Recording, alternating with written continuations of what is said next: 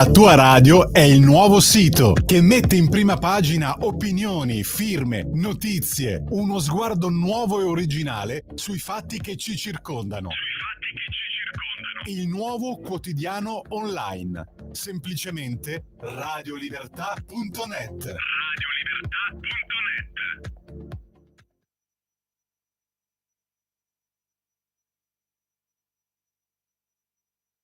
Salvini, nato a Milano il 9 marzo 1973, vicepresidente del Consiglio e ministro dell'Interno da giugno 2018 a settembre 2019. Oggi sono a processo e rischio il carcere perché in Parlamento la sinistra ha deciso che difendere i confini italiani è un reato. Il 29 luglio 2019 una nave spagnola di una ONG spagnola, la Open Arms, salpa da Siracusa diretta a Lampedusa. A Lampedusa non arriverà mai.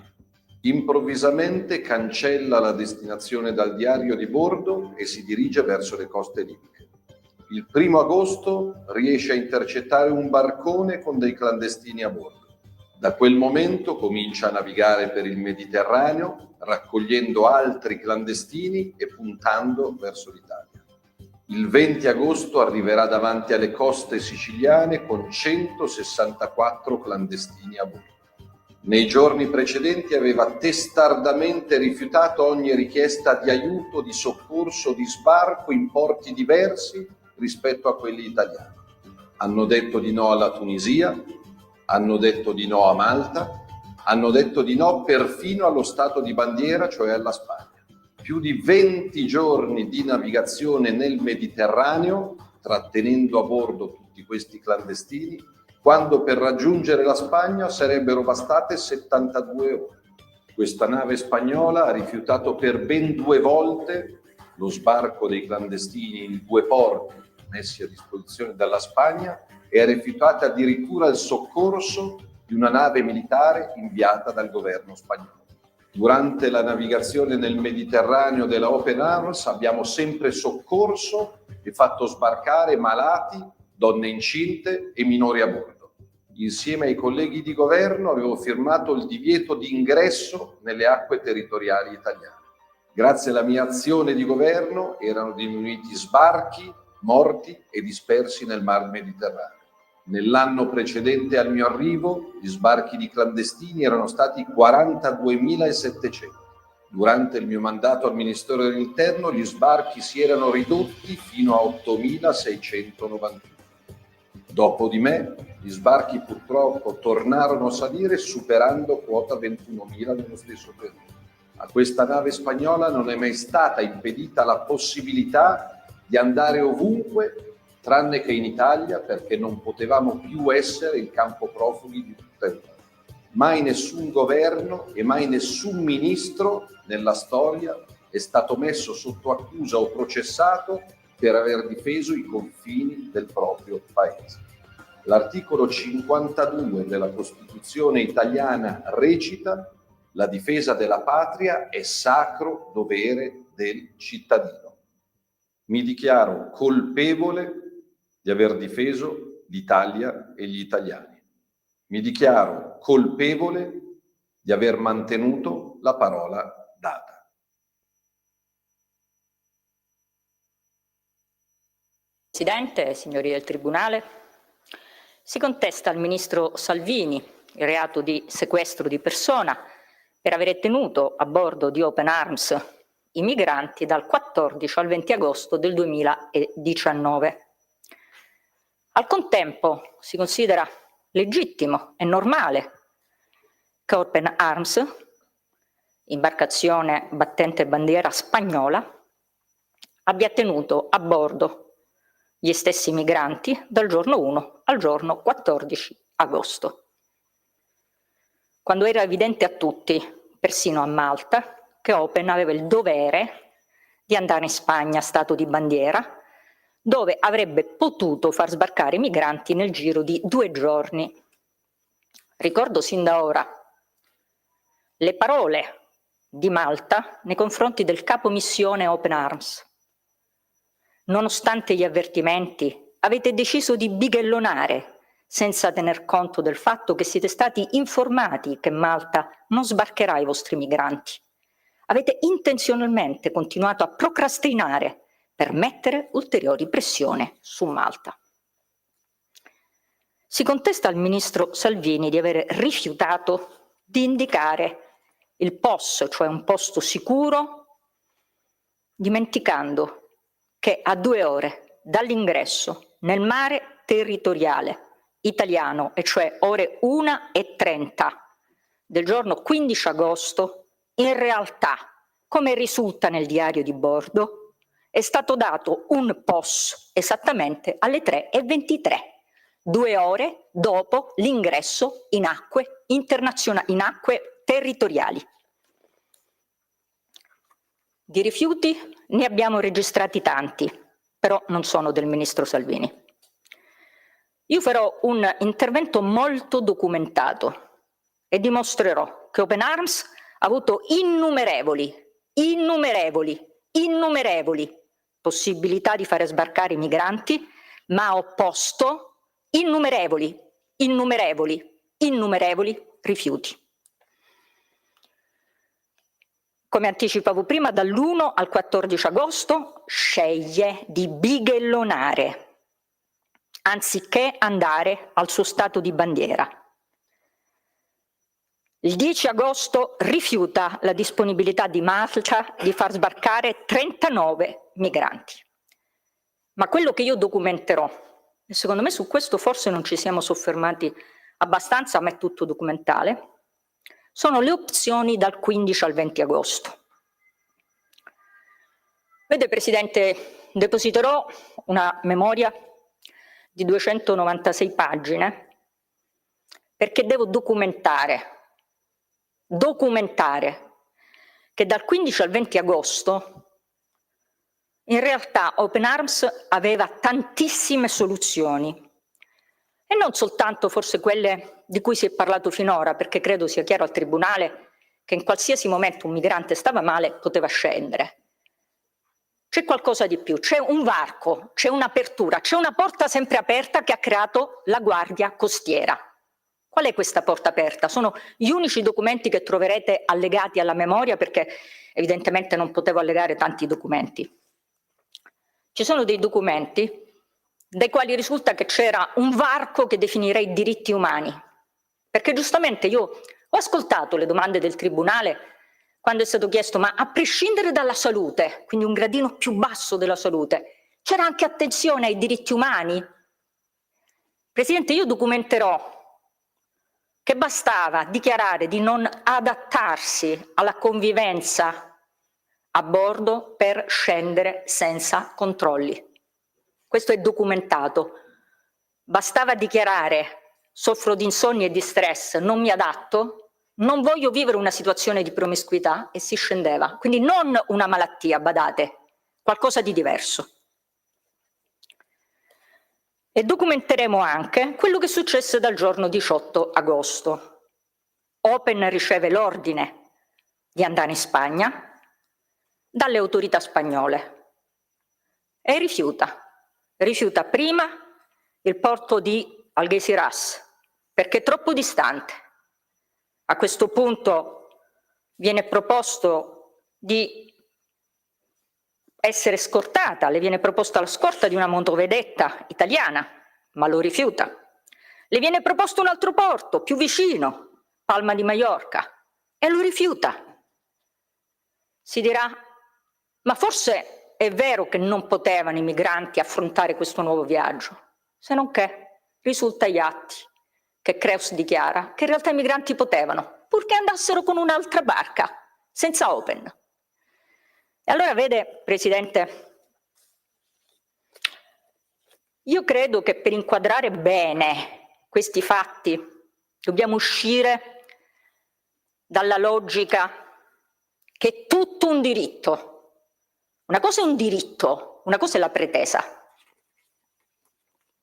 Credo che esista, lo dico veramente, esiste un diritto allo sbarco, esiste. Non esiste un diritto a scegliere se farli sbarcare, dove farli sbarcare, quando farli sbarcare, come farli sbarcare e chi fare sbarcare. Questo è un po' di più.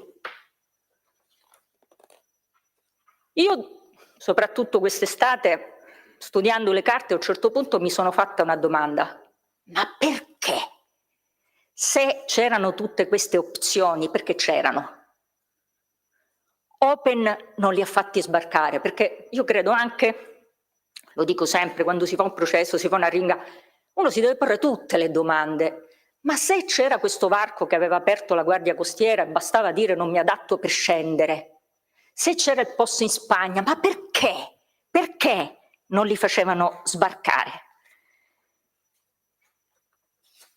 E abbiamo trovato, ed è agli atti perché l'abbiamo prodotto la prima udienza, un video che dà una risposta e che sarà il filo conduttore di questo mio intervento, perché forse ci dà la risposta che io aspettavo, che io cercavo. È un video in cui alla fine di questa vicenda, il 20 agosto, si vede un'esplosione di gioia e di entusiasmo a bordo della Open e c'è qualcuno che commenta facendo un video questa gioia, questa esplosione di felicità. Beh, voi cosa vi immaginate? Visto che sono delle Open, è stata sequestrata, sarà felice perché ha riacquistato la libertà. Chi commenta però ci dice che non erano felici per questo. Están contentos, no porque llegan a tierra, sino perché cayó el ministro dell'interior italiano, cayó Salvini. Sono felici non perché sbarcano, ma perché è caduto il ministro dell'interno italiano. Salvini è caduto. Cioè il 20 agosto Open è felice non perché si sbarca, ma perché cayó Salvini. Chi è che fa questo commento? Un giornalista? No. Questo commento è stato fatto dall'odierna parte civile Oscar Camps. Ed allora documentiamo un po' delle cose che abbiamo detto. Il primo atto del ministro che riuscì in solitudine a sequestrare i migranti reca 3 firme. Si tratta del divieto di ingresso, transito e sosta della nave Open Arms nel mare territoriale italiano del giorno 1 agosto 2019, firmato da Salvini, Trenta e Toninelli. Naturalmente 3 firme, si contesta solo a Salvini. E si contesta sostanzialmente di essersi inventato la sussistenza di elementi che giustificavano questo divieto, perché in realtà si dice, beh, Open Arms ha sempre rispettato tutte le norme che sono previste per i salvataggi, non ci poteva essere un sospetto di attività volta al trasferimento illegale di migranti in Italia, come si attesta in questo divieto. Si sostiene cioè che Open Arms avrebbe salvato i migranti, in particolare adesso parleremo del primo evento, imbattendosi del tutto casualmente nel barcone e non ci sarebbe assolutamente stato un accordo, un appuntamento con qualcuno che portava questi migranti. Perché? Perché le uniche informazioni che aveva ricevuto Open Arms erano state ricevute pochi minuti prima da Alan Fon. Alan Fon è, si definisce, se voi vedete sul sito, un contatto di emergenza in supporto alle operazioni di salvataggio. Sostanzialmente è un'associazione che segnala quando deve intervenire qualche ONG o altre navi in zona, quindi c'è un ONG in zona e viene segnalato un pericolo.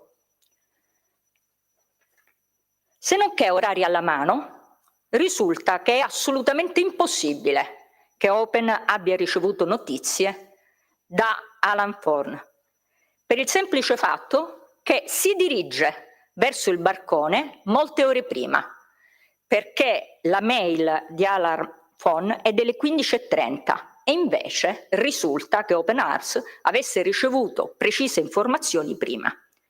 E allora chi ha avvisato Open?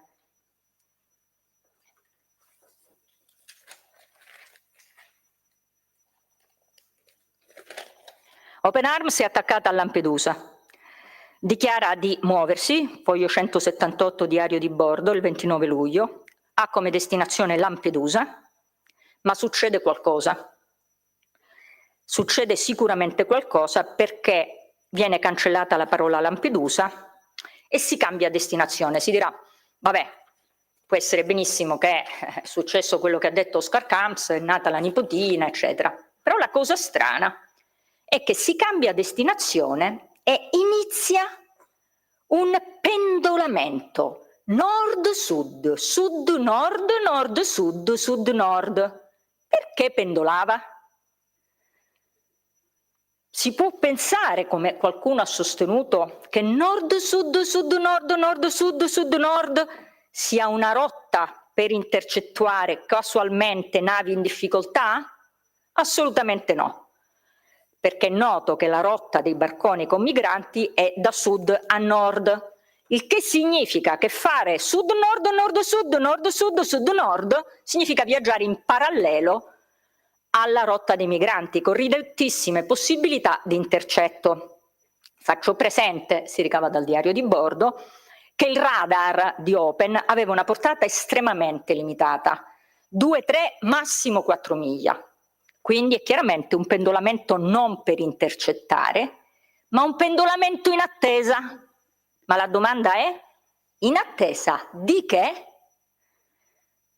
Alle ore 8 si registra un'accostata, cioè un cambio repentino di destinazione, e alle 8:30 un cambio di velocità. Ci dice la Montes in un altro contesto che quando si cambia velocità e rotta è perché si va da qualche parte. Dove sta andando Open? Visto che non è possibile che alle 8 del mattino abbia notizie che le vengono date alle 15:30. Eppure si nota che da quel momento in poi Open ha un impegno urgentissimo, un impegno che non può essere rinviato. E cosa succede se una persona ha un impegno? Se una persona ha un impegno non si può fermare a fare altro. Ed infatti alle 9:34 dal diario di bordo risulta che Open riceve la chiamata dal capitano di Alan Kurdi che chiede aiuto. Alan Kurdi chiede di trasferire dei migranti perché evidentemente aveva delle difficoltà. Le ONG hanno come finalità di aiutare. Come mai non è stata aiutata Alan Kurdi se in quel momento ancora Open Arms era senza migranti a bordo e non stava facendo assolutamente nulla? Perché sono le 9:34 e perché la segnalazione del barcone, secondo i dati ufficiali, arriva soltanto alle 15:30. Perché non ha preso i migranti di Alan Kurdi? Naturalmente è stato chiesto. Io l'ho chiesto a Oscar Camps, naturalmente un armatore esperto che conosce bene le regole del mare. Avvocato, buongiorno. Volevo sapere una cosa, lo leggo nel diario di bordo. Il 1° agosto voi ricevete una chiamata da Alan Kurdi. Ancora non avevate nessuno a bordo e si legge nel diario di bordo che non potete realizzare il transfert perché non sussistono le condizioni legali per un accordo tra i due capitani. La domanda è: ma visto che vi chiedevano aiuto e non avevate nessuno a bordo, come mai non avete potuto aiutare Alan Kurdi? Risposta: ho capito che la richiesta era di pannolini e cibo. Naturalmente gli ho fatto presente che sapeva perfettamente, perché risulta nel diario di bordo, che la richiesta era di aiuto, poi quando è stato negato l'aiuto hanno chiesto anche pannolini e cibo. Io ho letto il diario di bordo e allora a questo punto ha cambiato versione Oscar Camps. Cambia versione e dice: ma non si può fare il transfer senza l'autorizzazione della Guardia Costiera. Gli faccio presente che però hanno sempre sostenuto che se c'è pericolo imminente si può fare. E allora a questo punto gli chiedo: ma scusi, se c'era questo pericolo imminente, si poteva fare o no questo salvataggio? Beh sì, si poteva fare. E allora, ma perché non avete salvato le persone a bordo di Alan Kurdi? Ritorno, risposta, avevano bisogno di pannolini. Cioè torniamo alla prima risposta. Allora, o Oscar Camps è inesperto e scambia la richiesta di soccorso con una richiesta di pannolini, oppure in quel momento avevano già un impegno.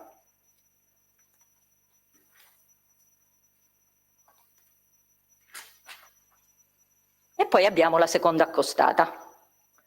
La seconda accostata è particolarmente misteriosa.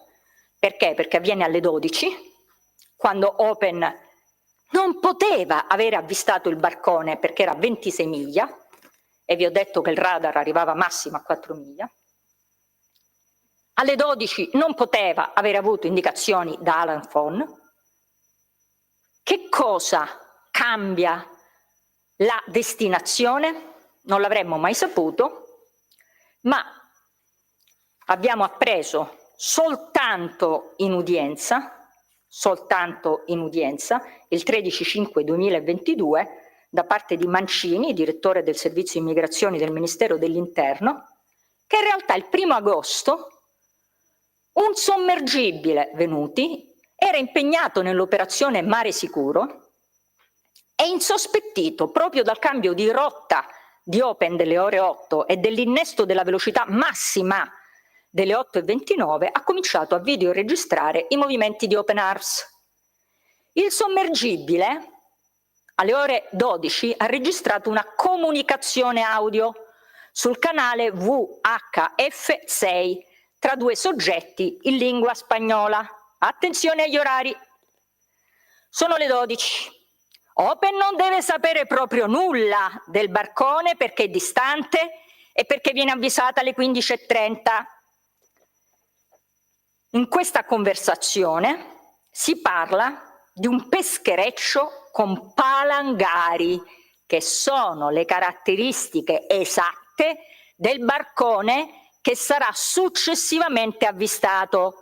Ma alle 12 non si potevano dare queste informazioni perché Alan Fon ancora non sapeva nulla, secondo la versione che ci è stata fornita dalla parte civile. Come mai qualcuno alle 12 parla già del barcone? Il pubblico ministero ha liquidato il tema dicendo: beh, ma è irrilevante, perché siccome le due persone che parlano magari erano a bordo di Open Arms, è irrilevante. No, forse allora non ci siamo capiti qual è il punto e qual è la gravità. Stiamo parlando di un orario in cui nessuno doveva sapere della barca con i palangari.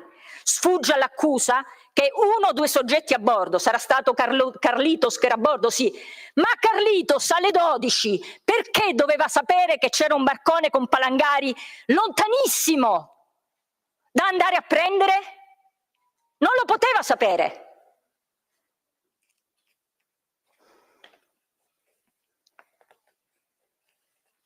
A mezzogiorno, dunque, cambia direzione, che è una direzione assolutamente decisiva. Faccio presente che noi abbiamo appreso di questa comunicazione esclusivamente in aula, davanti a questo tribunale. Né il Senato, né il Tribunale per i reati ministeriali, né il Parlamento hanno mai saputo che alle ore 12 si sapeva già di questa imbarcazione con palangari che sarebbe stata salvata ore dopo.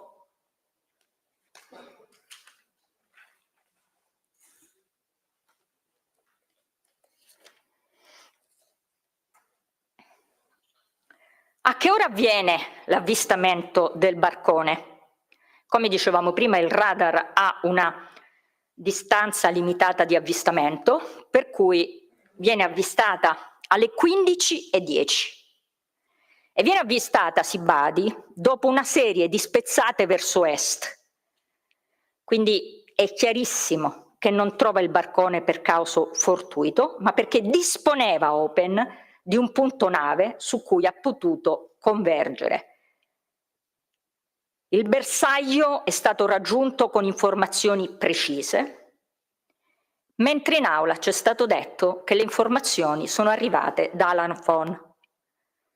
Vero che esiste una mail di Alarm Phone, vero che in questa mail si parla del barcone, ma attenzione, la mail giunge alle ore 15:30, 20 minuti dopo dell'avvistamento che era alle 15:10. Molte ore dopo della conversazione che fa cambiare rotta, moltissime ore dopo dal cambio direzione e velocità delle 8 del mattino. Ma vi è di più, perché in questo c'è stata pure forse un pizzico di sfortuna. Alarm, quando invia la mail, si sbaglia, perché indica come posizione. Alarm cos'è che deve fare? Deve indicare alle ONG o altre navi la posizione in cui recuperare eventuali navi in difficoltà. Lo deve, ripeto, indicare se la nave è vicina. Cosa succede? Che sbaglia e indica una posizione in cui si trovava il barcone con i migranti 2 ore prima, quindi una posizione superata. Ora, se Open veramente avesse seguito le indicazioni di Alarm, avremmo visto sul diario di bordo a questo punto che cosa? Che ovviamente Open avrebbe dovuto fare le manovre indicate per tornare in quella posizione. Perché se io ho notizie solo da Alarm mi dice che in una posizione di 2 ore prima avrei dovuto cambiare rotta. E invece no, Open ignora totalmente le indicazioni di Alarm e non fa nessun cambio. Quindi avete agli atti la prova che alle ore 15:30 viene indicata una posizione superata e che Open ignora le indicazioni di Alarm. Tanto è vero che Alarm, a quel punto, un quarto d'ora dopo, cambia tutto, ricambia mail e finalmente dà le indicazioni quando già era tutto finito. Tutto finito! Quindi, signor Presidente, io credo che gli orari in questo processo hanno un significato fondamentale, perché sappiamo benissimo che una cosa è soccorrere, una cosa è prendere appuntamenti, una cosa è imbattersi, altre cose è concordare una consegna. Allora, chi ha dato puntuali informazioni a Open prima di Alarm?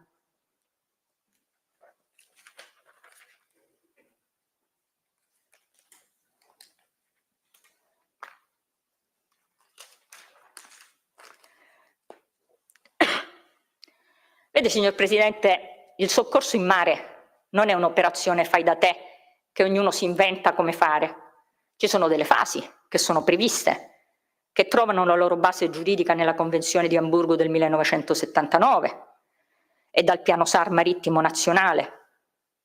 E ci sono tre fasi che si devono rispettare prima di prendere a bordo delle persone che sono in mare. Bisogna verificare se e in quale fase era Open quando incontra il barcone, anzi in che fase era il barcone. La prima fase che è prevista da queste regole è la fase incerfa. Incerfa vuol dire fase di incertezza, situazione nella quale si può dubitare della sicurezza di una persona, di una nave o di un altro mezzo. Bene, se c'è una barca in condizione di incerfa non si può fare nulla.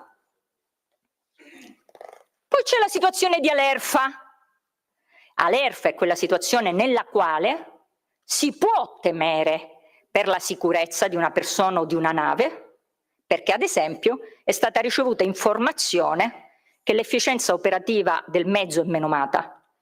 Ma l'alerfa è una situazione che non fa ritenere probabile e imminente il pericolo, e anche qui si dice alerfa implica che bisogna attendere. Non si può prendere a bordo nessuno se la situazione è di alerfa. E allora quando è che si può prendere a bordo qualcuno?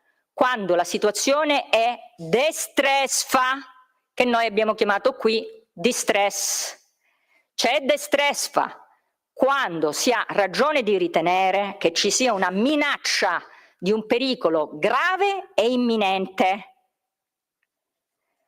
Un esempio: è stata ricevuta notizia che la barca in qualche modo si sta riempendo d'acqua. Beh, lì c'è poco da fare, lì si deve intervenire. E infatti, cosa dichiara Open Arms quando decide di procedere al trasbordo dei migranti a bordo del barcone? Acqua, sta entrando acqua, c'è una fessura, c'è un buco e ci sono i motori bloccati. Quindi stiamo attenti, questo è distress, non c'è da attendere, non possiamo fare niente. Acqua, acqua, acqua, c'è tanta acqua. Se non che, in quella zona, era un po', questo riferimento che solo i palermitani possono comprendere, era un po' come Piazza Croci in orario di punta. Cioè non c'era solo Open, c'era il sommergibile Venuti, la motovedetta Fezzan, un velivolo e una Formed Merlin 3 che sorvolava quel tratto di mare.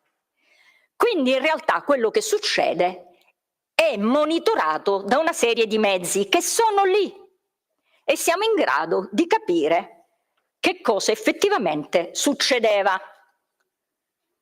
In particolare, diversamente da quanto sostenuto da Open, il velivolo Merlin 3 riporta una situazione che avrebbe imposto l'attesa.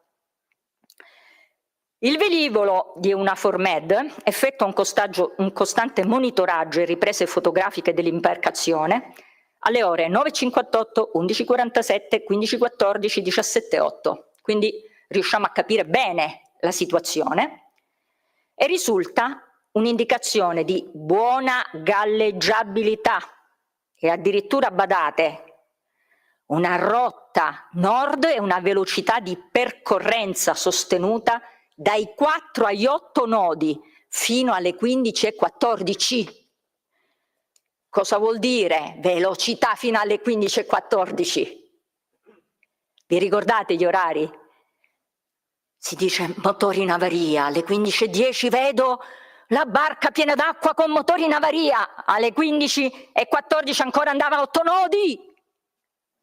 La presunta avaria è smentita e la barca non è fuori controllo. Non è fuori controllo perché basta guardare il video e questa barca ha una capacità di governo e propulsione perfetta. C'è anche qualcuno, si vede benissimo, che manovra verso poppa, e questa è sicuro una persona esperta, ho visto questo filmato 23 volte, e soprattutto ci sono delle diapositive. Le diapositive ci dimostrano che il barcone non era fuori controllo e ci sono delle immagini subacquee in cui risultano integri gli assiemi piede ed elica dei 2 motori fuori bordo. Non c'era nulla di rotto.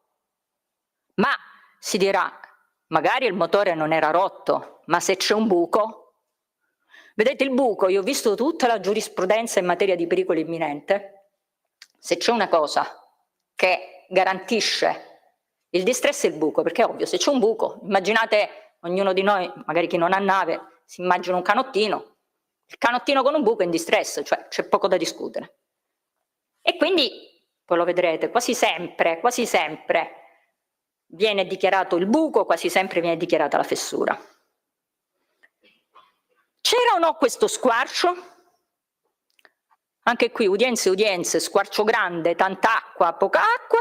Alla fine, fortunatamente, perché poi l'onestà intellettuale, e io l'ho visto ormai sempre, l'onestà intellettuale alla fine emerge, a prescindere dalle parti, persino il consulente dell'accusa è venuto qui e ha detto era una chiazza di colore diverso, non c'era buco, non c'era acqua, non c'era nulla, motori che andavano alla massima velocità, imbarcazione integra, non c'era distress.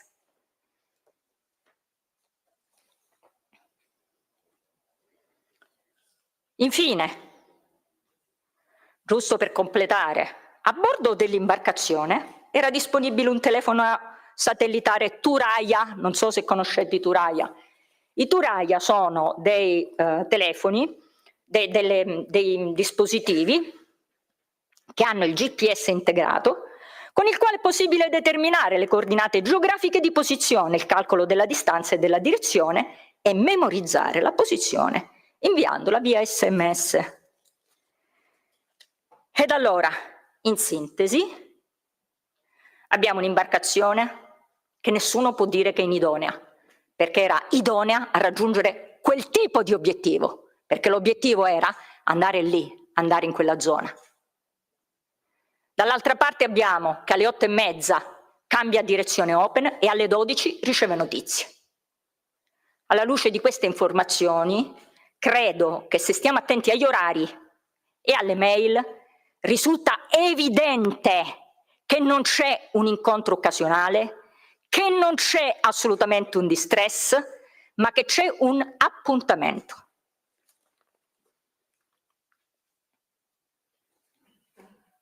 È stato anche sostenuto che Open tentò invano di avvisare la Libia di quel salvataggio e che la prova sarebbe che nel diario di bordo ci sta scritto abbiamo tentato, eccetera. Se non che il sommergibile, che era a breve distanza, molto vicino, e che ha ricevuto una serie di messaggi, non capta la ricezione del messaggio di soccorso che Open sostiene di avere mandato.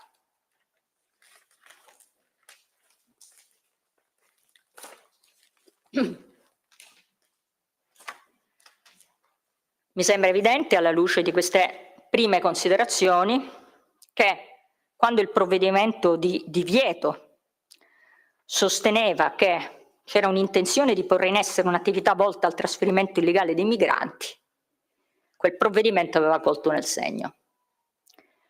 C'è un capitolo nella memoria, che qui sarebbe troppo lungo illustrare, nel quale spieghiamo il sistema di monitoraggio in tempo reale che c'era al Ministero dell'Interno e che ha permesso di ricevere una serie di informazioni l'una dopo l'altra, sia dal velivolo di cui parlavo prima, quindi quelle fotografie in rapida successione, sia le indicazioni relative alla rotta. E quando in quel provvedimento si parla di un modus procedendi già esistente, si fa riferimento al fatto che non era la prima volta che le ONG ponevano in essere questo tipo di condotta. Per tutti i dettagli sul provvedimento rinvio al capitolo della memoria. Perché io devo invece seguire il percorso di Open. Sul secondo evento purtroppo non ho le stesse informazioni che ho sul primo, perché cioè venuti una se ne trova, non c'erano tante venuti sparse. E quindi non posso dare delle indicazioni precise. Io non parlo se non ho indicazioni precise. Possiamo soltanto dire che tanto il primo quanto il secondo evento sono stati effettuati in autonomia in zona SAR libica, e ovviamente in autonomia non significa è vivo, sei bravo, hai fatto le cose in autonomia, fare i salvataggi, i trasporti in autonomia è assolutamente vietato, perché le linee guida sull'applicazione della Convenzione SAR prescrivono al comandante di prendere contatto con l'autorità SAR competente per territorio e di rispettare le richieste del governo responsabile. E in questo caso avrebbe dovuto farlo, anche perché non c'era una situazione di distress. L'obiezione che c'è stata fatta è che la Libia in realtà avrebbe potuto massacrare i migranti.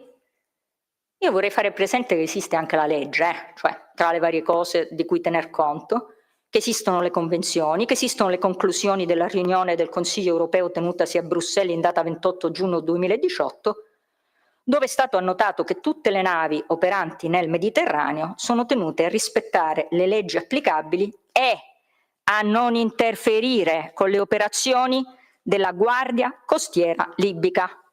Può piacere o non piacere, ma questo esiste.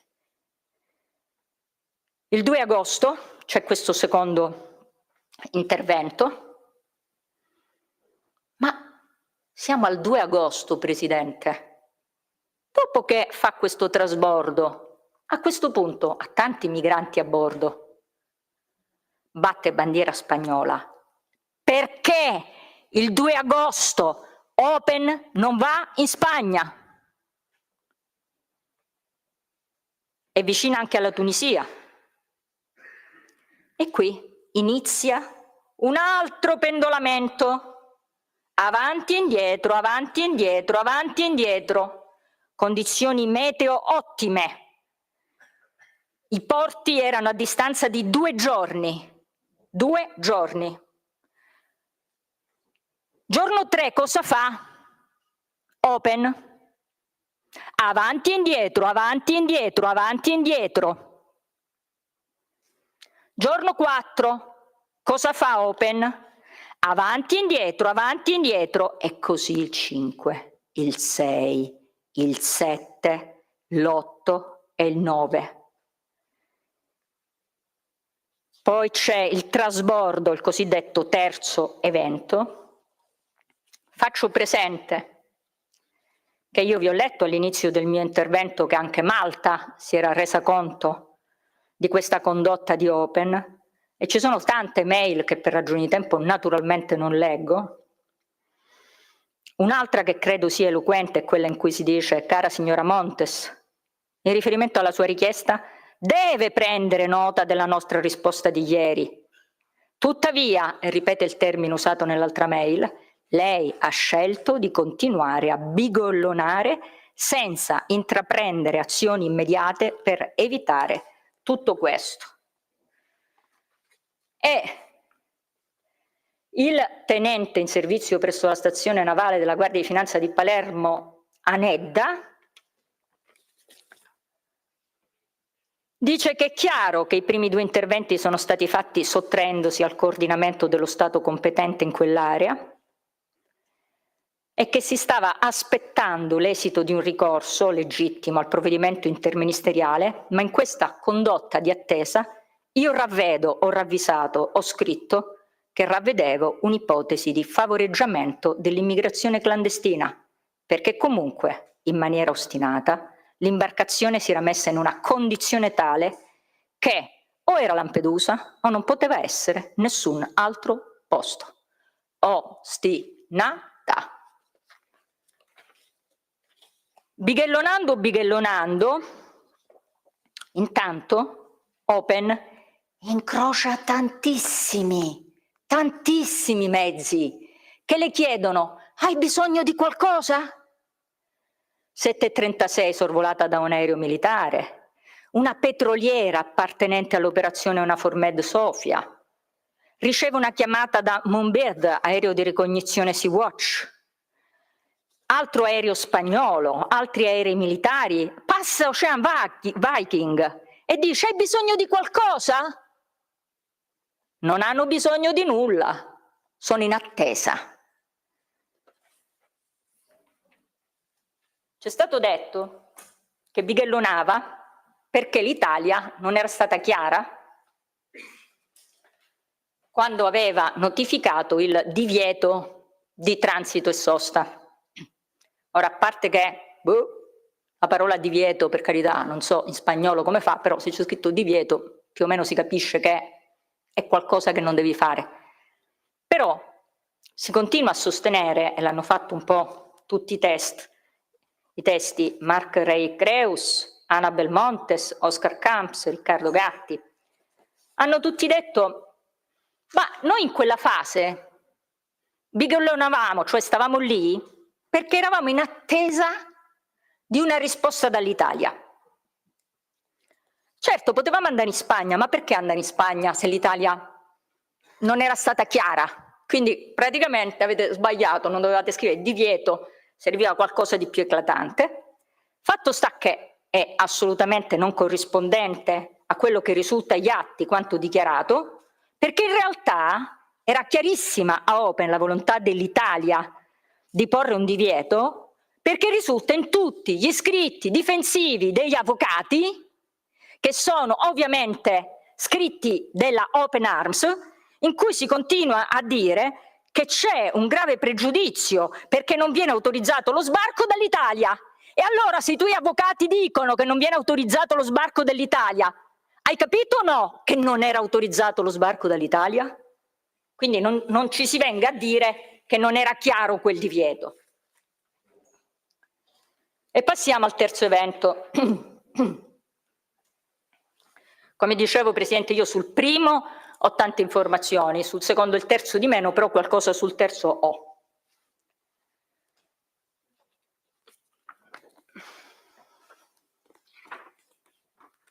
Solito modus procedendi, questa frase è quella che poi c'è nel divieto.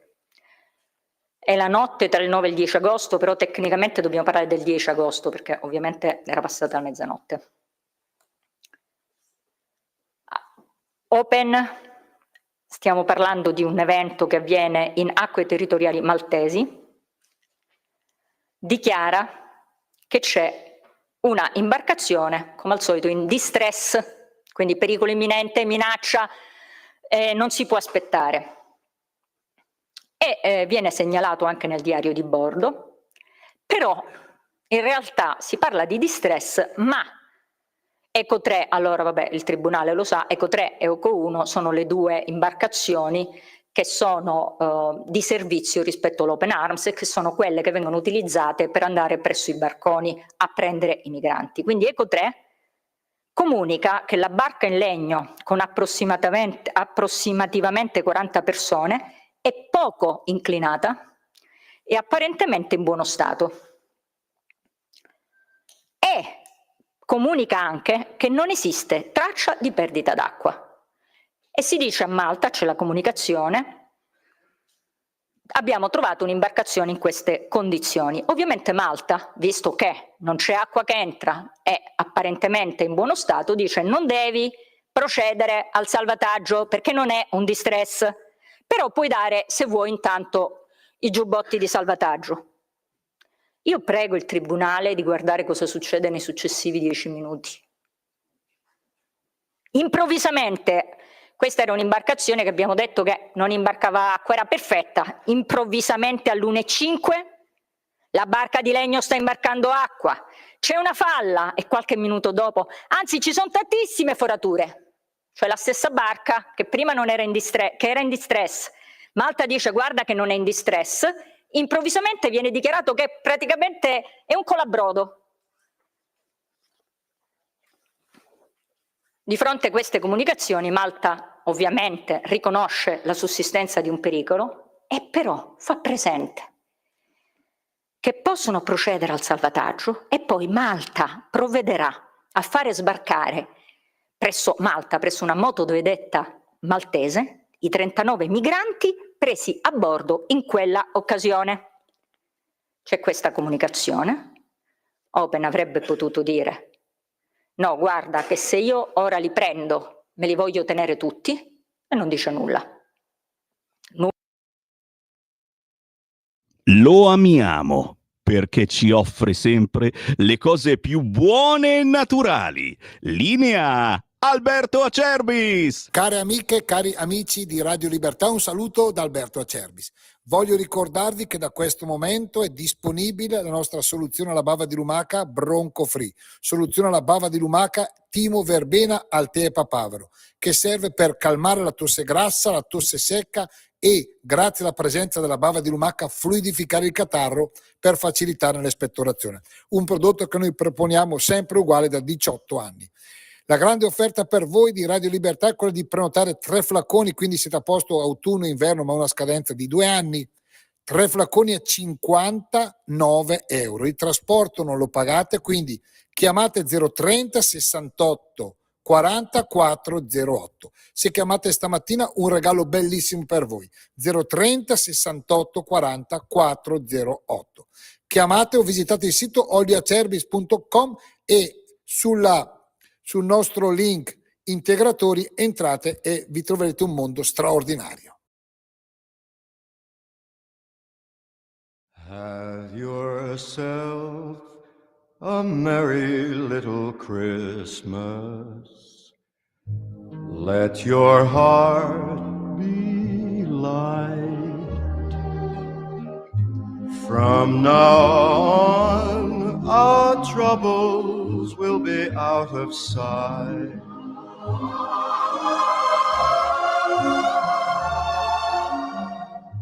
Have yourself a merry little Christmas. Make the Yuletide gay. Make the Yuletide From now on, our troubles will be miles away.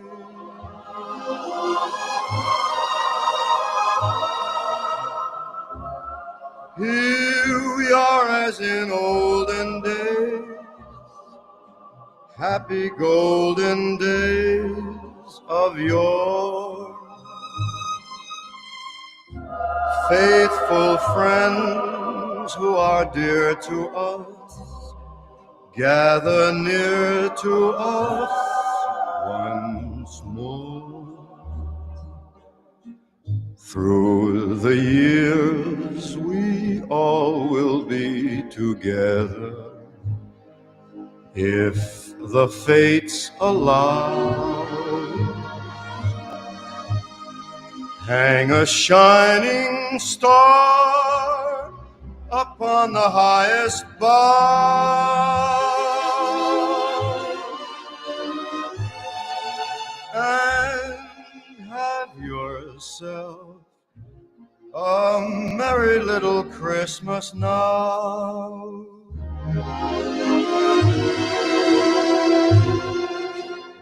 Here we are as in olden days, happy golden days of yore.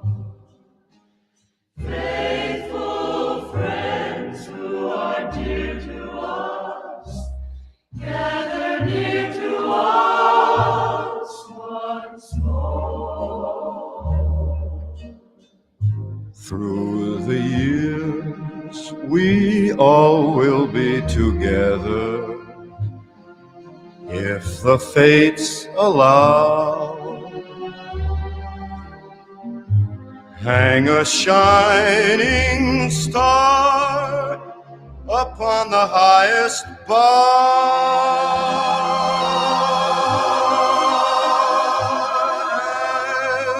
and have yourself a merry little Christmas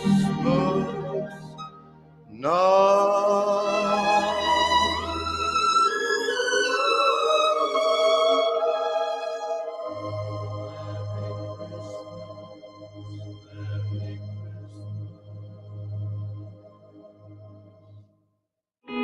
In quanti ti promettono trasparenza, ma alla fine ti ritrovi sempre con la bocca chiusa e non puoi dire quello che pensi. Radio Libertà non ha filtri né censure, ascolta la gente e parla come la gente.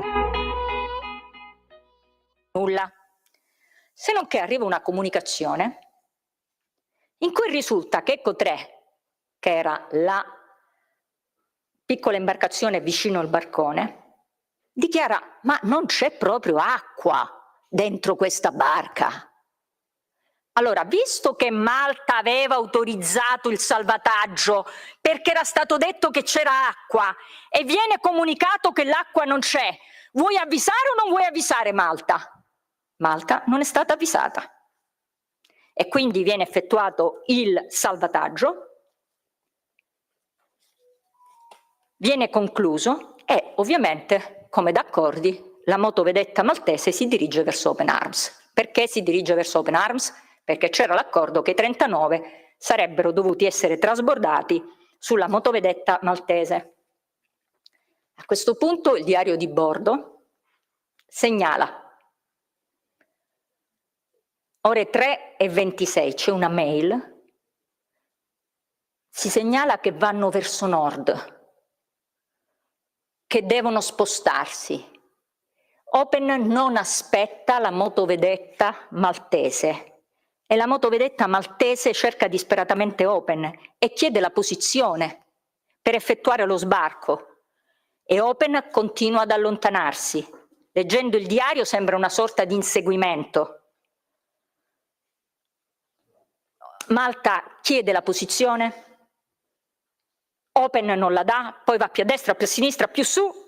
A un certo punto Open dichiara esplicitamente che non intende consegnare i 39 migranti. Nel diario di bordo c'è una lunghissima spiegazione, c'è un avvocato che parla con loro, viene annotato che i primi migranti si sarebbero potuti arrabbiare. Perché? Perché avrebbero detto: noi siamo da più tempo a bordo, se tu fai sbarcare gli ultimi 39, tutto questo è ingiusto. Se non che, anche se in quest'Aula devo dire non si sono visti, abbiamo dei testimoni che ci riferiscono quello che volevano i migranti. In particolare, la Liguori ci riferisce che i migranti dichiararono che volevano andare a Malta. E quando gli è stato chiesto ma il comandante come giustificava che non li faceva sbarcare, la risposta è stata: hanno detto che per cercare di calmare, vista la situazione, perché alcuni volevano andare a Malta, è stato detto che però le procedure per quanto riguarda la protezione erano più veloci in Italia. Quindi hanno 39 migranti, non li danno a Malta, dicono che si sarebbe creato una sorta di insurrezione, viene fuori che i migranti sarebbero scesi e forse magari una cosa di cui lo Stato italiano dovrebbe essere fiero, cioè siamo veloci nelle procedure, in realtà è un argomento utilizzato per non farli sbarcare.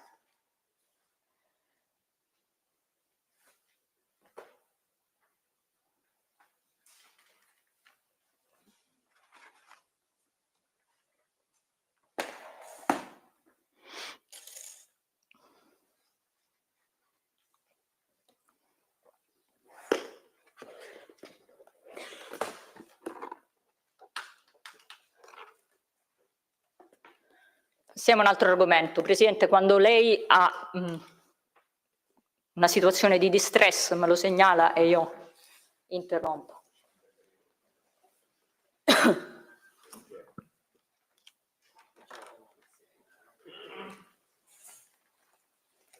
A questo punto passiamo a un altro argomento.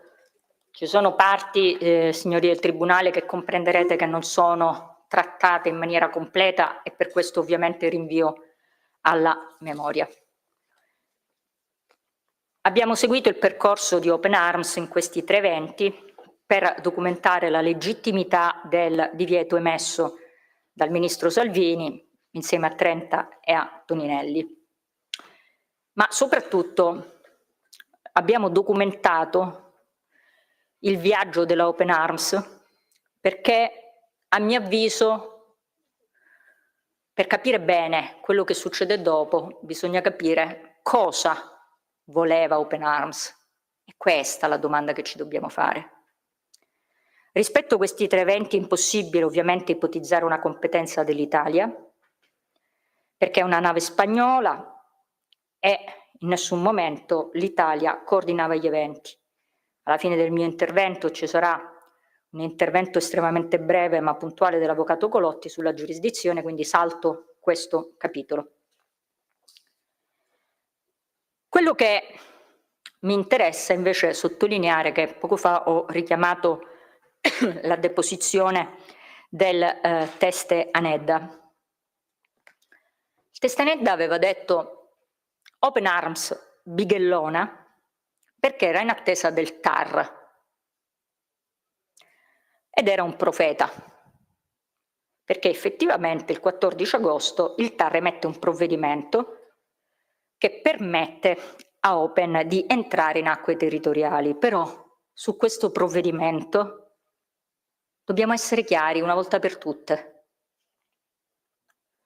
Ho sentito dire che è un provvedimento che annulla il divieto di transito, che di fatto boccia il provvedimento che era stato emesso. Allora, era un provvedimento inaudita altera parte.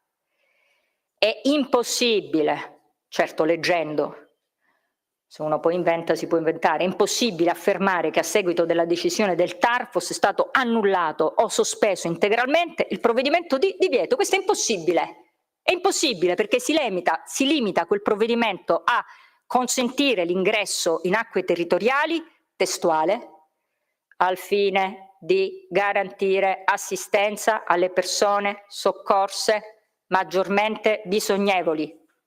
e con un finale direi a sorpresa, come del resto sembra già sia avvenuto.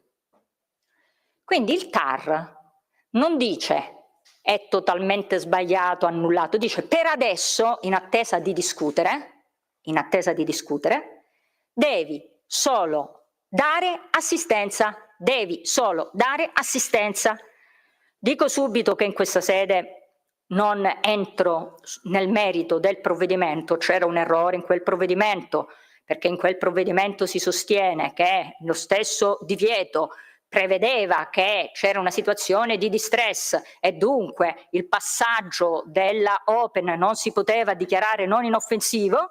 In realtà la parola distress, prego leggere la deposizione di Liguori, era stata annotata in base a quanto dichiarato da Open, però dovrei dedicare un'ora al TAR, non credo nessuno ne sarebbe particolarmente felice, quindi rinvio alla memoria sul TAR, però mi preme dire che quello che c'è scritto è che l'Italia deve solo fornire assistenza, non si parla di un obbligo di sbarco, si parla di assistere i bisognosi, riconoscendo all'Italia che lo ha già fatto. E andiamo a un po' di orari. C'è pure un errore, a mio avviso, nel capo di imputazione.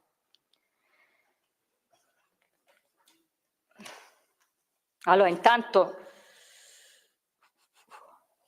questo secondo me è importante per capire gli orari. Tenete conto. I rapporti del velivolo e del sommergibile sono in fuso Zulu, quindi GMT. Mentre Open Arms, per le trascrizioni nel diario di navigazione, impiega il fuso Bravo. Il fuso Bravo è un altro fuso, perché è un fuso di 2 ore. Gli orari dei messaggi di alarm phone sono in fuso Charlie, più 3 ore. Quindi quando si ricostruiscono gli eventi, tenete conto di Charlie, Bravo e Zulu. Vediamo un po' di orari. Intanto, se si contesta al ministro Salvini i reati, nel momento in cui, a partire dal momento in cui entrano nelle acque territoriali italiane, c'è poco da fare, non è 14, perché il giorno è 15, è l'1:30 del 15. Ed è una mail che sicuramente ha quell'orario, ho controllato tutti i fusi, quindi c'è poco da discutere, non è 14 ma è 15. L'ora locale italiana è fuso Bravo.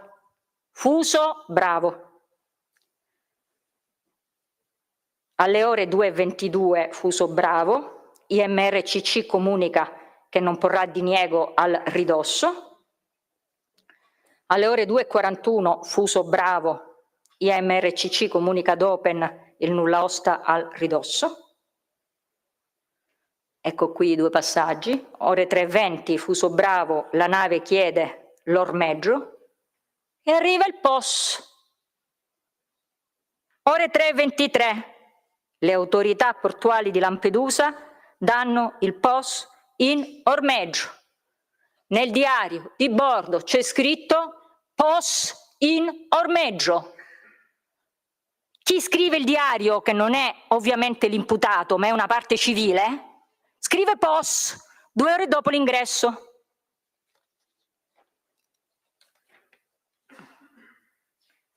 Ora, nonostante l'Italia non avesse alcuna giurisdizione e nonostante i nutriti elementi dai quali emergevano sospetti di attività preordinata al sistematico trasferimento illegale di migranti, ovviamente si ottempera al provvedimento del TAR facendo entrare la nave, continuando a prestare assistenza, e da questo momento Open è gestita, secondo me, non come le altre navi ONG, ma molto meglio, ma tanto meglio, tanto.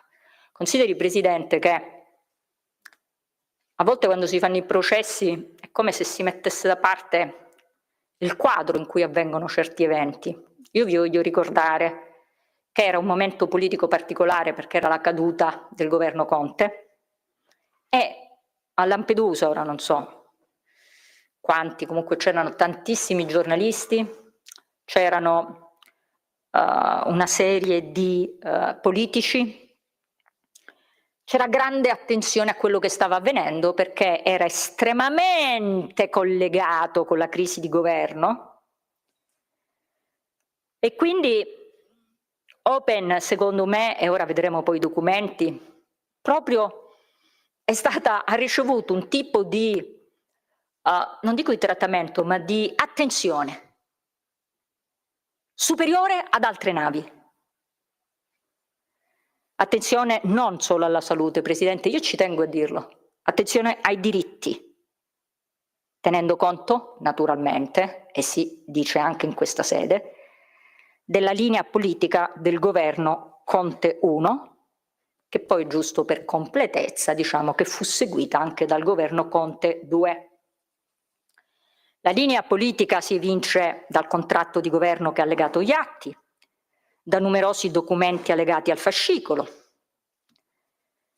Abbiamo allegato un documento che secondo me è un po' riassuntivo, perché ovviamente anche per voi diventa complicato leggere troppi atti. Io consiglierei, per vedere qual era la linea politica in particolare, di leggere un documento al quale tra l'altro tiene tantissimo il Presidente Conte, che abbiamo prodotto noi, a Catania l'ha prodotto lui, che è il documento che egli consegnò al Consiglio europeo nel 2018, in cui si diceva: l'obiettivo è superare il criterio del paese di primo arrivo. Chi sbarca in Italia sbarca in Europa, riaffermare responsabilità e solidarietà come binomio, non come dualismo, responsabilità comune tra Stati membri su naufraghi in mare, non può ricadere tutto sui paesi di primo arrivo. Bisogna scindere porto sicuro di sbarco e Stato competente a esaminare richieste di asilo. L'obbligo di salvataggio non può diventare obbligo di processare domande per conto di tutti. Perché superare Dublino? Perché ovviamente in base al regolamento di Dublino, come a tutti noto, i migranti che arrivano nel territorio italiano, cosiddetto stato di primo ingresso, di fatto e di diritto sono considerati un problema esclusivamente dell'Italia. Superare Dublino, perché questo forse va chiarito, non significa che allora quel governo disse: c'è Dublino, io faccio finta che non c'è la regola e l'accordo e faccio altro, perché altrimenti significherebbe anche violare un accordo se tu fai oltre quello che è previsto.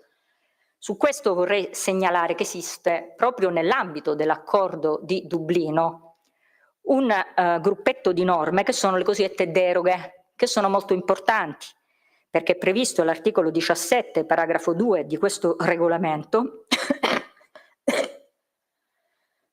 un articolo che parla di clausole discrezionali, e cioè, a prescindere da quello che prevede l'accordo di Berlino, uno Stato membro può farsi carico dei migranti richiedenti asilo su richiesta di un altro membro. Cosa vuol dire questo? Che anche se io sono Stato di primo arrivo, mi metto d'accordo con Francia, Spagna e Ungheria e diventano obbligati questi Stati.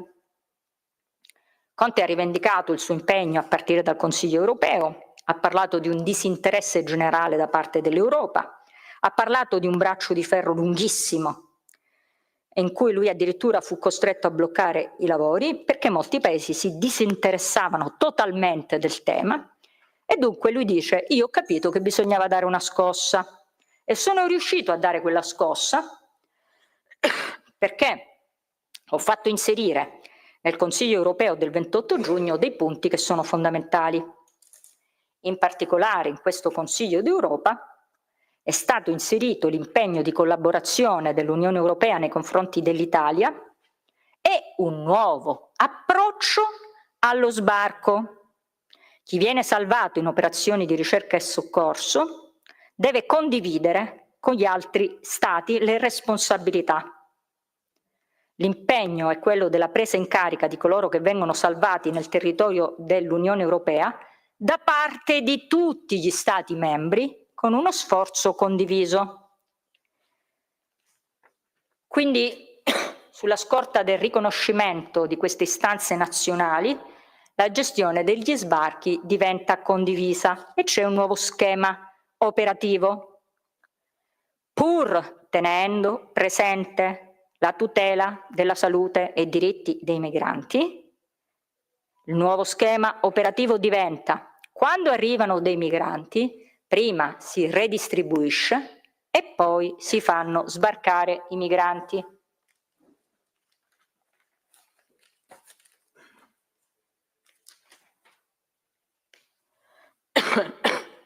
Perché? Perché prima redistribuire e poi sbarcare? Ci sono gli hotspot. Perché non farli sbarcare, mandarli negli hotspot e poi redistribuire? Ce lo spiega il test Moavero Milanesi, all'epoca dei fatti ministro degli esteri, 17 maggio 2024. La linea generale del governo Conte era: 1, cerchiamo di favorire una modifica del regolamento di Dublino nel caso dei flussi mediterranei o centrale, perché finisce di diventare tutto complesso e finisce per diventare complesso quello degli oneri conseguenti in capo all'Italia. La linea subordinata era: nel momento in cui si trova un accordo di redistribuzione, cerchiamo, per quanto possibile, di ottenere la redistribuzione prima dello sbarco, non dopo lo sbarco, prima dello sbarco, perché soltanto se lo facciamo prima il regolamento di Dublino ci permette di evitare gli oneri che sono sempre in capo all'Italia, ci permette di evitare di trattare, di esaminare le domande di protezione. Questo non lo dice Salvini, lo dice Moavero. Quali sono gli oneri? Ospitare i richiedenti per mesi o a volte per anni in pendenza del procedimento amministrativo, gestire i rimpatri, ma questi oneri se ne aggiungono altri. È previsto infatti in alcuni casi che il richiedente deve essere trattenuto in presenza di un rischio di fuga che potrebbe compromettere le determinazioni degli elementi su cui si basa la domanda di protezione, quando vi sono fondati motivi per ritenere che la persona abbia manifestato la volontà di presentare la domanda di protezione internazionale al solo scopo di ritardare o impedire l'esecuzione delle decisioni di rimpatrio, quando lo impongono motivi di sicurezza nazionale e di ordine pubblico. Cosa vuol dire questo? Si tentava di superare Dublino, in attesa di superare Dublino si riesce a ottenere che il Consiglio dice: ok, mettetevi d'accordo tra voi, ma è del tutto inutile fare una redistribuzione se intanto si fanno scendere negli hotspot, perché scattano gli oneri, quindi si devono evitare gli oneri. Questa è la linea politica. Quindi non è che ora ci possiamo in qualche modo immaginare, non per ridimensionare i poteri del Ministro degli Interni, ma non è che era una linea decisa da Salvini. Prima redistribuire, poi sbarcare, era la linea di quel governo. E che fosse condivisa risulta da ogni atto che c'è in questo processo, perché noi abbiamo prodotto una serie di atti del processo di Catania. Sarebbe lungo citarli tutti. Cito a titolo d'esempio il caso di Ciotti. Perché? La richiesta di POS è del 17 agosto 2018. La concessione del POS è del 26 agosto 2018.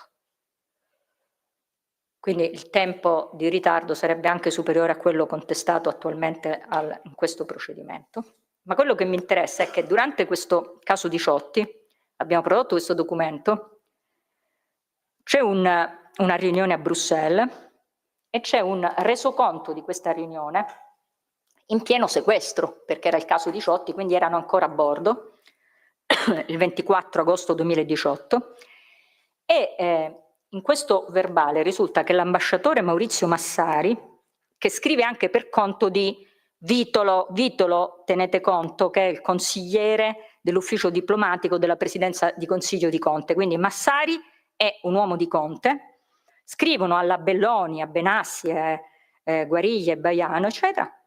Abbiamo aggiunto che la redistribuzione non può comprendere unicamente coloro che hanno diritto alla protezione internazionale, ma debba avvenire ex ante. L'uomo di Conte, durante il tema Diciotti con i migranti a bordo, ribadisce in Europa, prima si redistribuisce, poi si sbarca. E per il caso Diciotti, agli atti avete la lettera di Conte, in cui dice che le allora determinazioni del Ministro dell'Interno, quindi di fare stare a bordo durante la redistribuzione migranti, per le quali è stata presentata richiesta di autorizzazione a procedere, sono riconducibili a una linea politica dell'immigrazione da me condivisa come capo del governo. E sempre Conte continua, le azioni poste in essere dal Ministro, che ha tenuto a bordo tantissime persone in attesa di sbarco, attuano l'indirizzo da me sostenuto e coerente con la linea di governo. Di Maio e Toninelli, rispettivamente all'epoca vice premier e ministro delle infrastrutture, vanno oltre sul caso Diciotti, depositano una memoria. Le determinazioni assunte nelle procedure di salvataggio sono riconducibili a una linea politica condivisa da tutto il governo. Il governo italiano è riuscito a ottenere, coinvolgendo paesi terzi, un'assunzione di responsabilità nella gestione dei flussi migratori. In questa fase i suddetti membri del governo, il ministro delle infrastrutture e dei trasporti Danilo Toninelli in qualità di responsabile delle operazioni in mare, ecco giusto, vedete chi è responsabile delle operazioni in mare, e il vicepresidente del Consiglio dei Ministri Luigi Di Maio, nelle vesti di capo politico, hanno condiviso le modalità delle operazioni di salvataggio della Diciotti. Sempre più liberi con La Tua Radio è il nuovo sito che mette in prima pagina opinioni, firme, notizie, uno sguardo nuovo e originale sui fatti che ci circondano. Il nuovo quotidiano online. Semplicemente radiolibertà.net.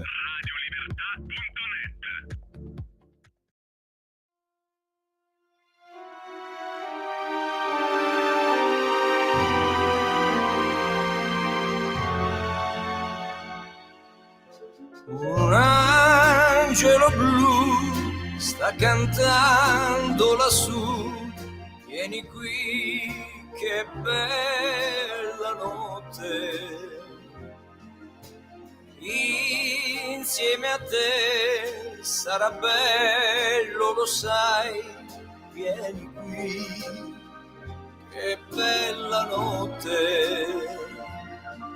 È nato per noi questa notte, insieme a lui rinascerai.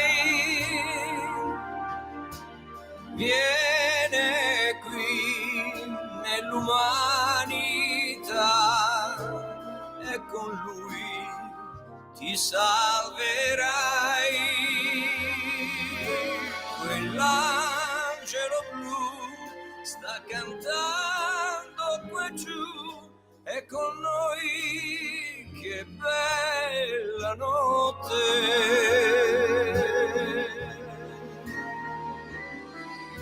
Un angelo blu sta cantando lassù, vieni qui che bella notte, insieme a te sarà bella, lo sai, vieni qui che bella notte. E nasce per noi ogni giorno, e qui per l'eternità. E stai sicuro, lui ci sarà, tornerà quando lo vorrai.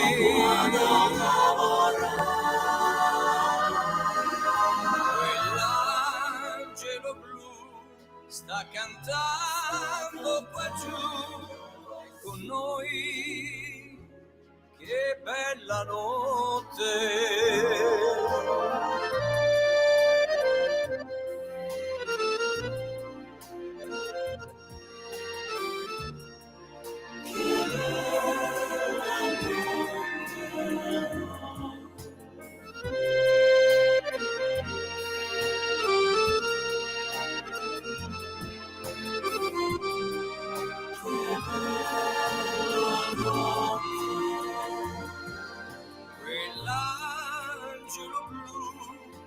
sta cantando qua giù e con noi che bella notte. Che bella notte ci sarà.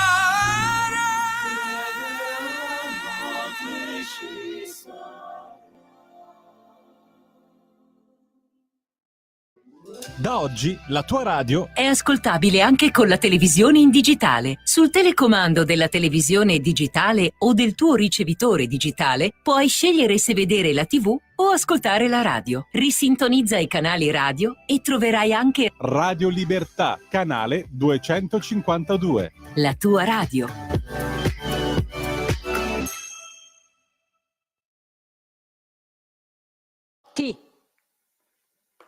Cioè, non è che dice una linea, hanno condiviso il salvataggio. Quindi quello che è successo è da imputarsi a tutti noi. Quindi la stessa identica cosa, in una fase un po' diversa politicamente, aveva avuto una certa condivisione, direi. Non meno eloquenti le parole del ministro Moavero Milanesi, che rispondendo a un'intervista che ha agli atti, gli chiedono: ma le vostre idee per un'azione europea sulle migrazioni in cosa consistono? E risponde che negli ultimi tempi ci sono stati degli accordi per la redistribuzione prima dello sbarco. Redistribuzione prima dello sbarco è uno schema condiviso dal Conte 1, ma dal Conte 2. Giusto, insomma, ora non so, però lo dico per chiarezza, nel Conte 2, il governo che viene dopo il Conte 1, Salvini non faceva parte del Conte 2.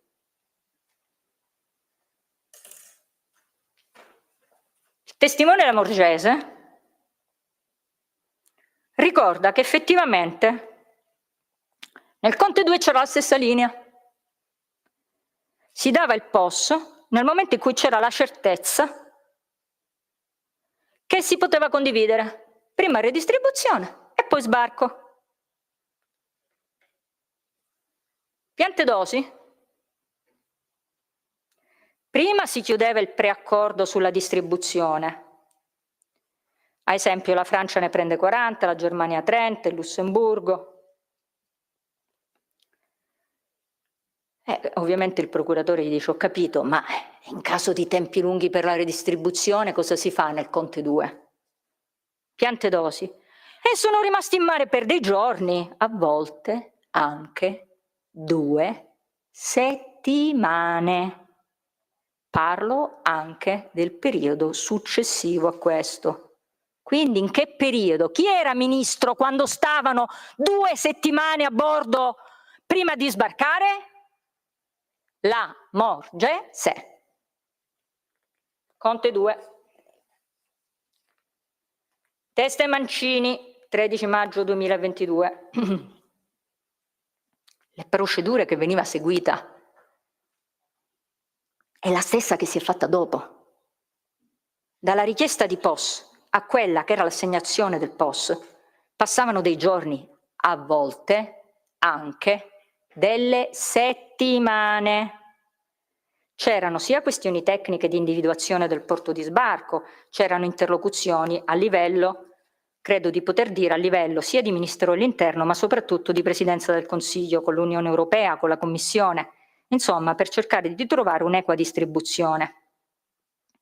Cioè, voglio dire semplicemente che quello che è avvenuto con Open Arms era già avvenuto in precedenza e successivamente ha continuato a essere allo stesso modo. Quindi voglio dire, non è che la richiesta di POS ottiene subito l'assegnazione, passano dei giorni, potevano essere 2, 7, insomma voglio dire, è sempre stato così.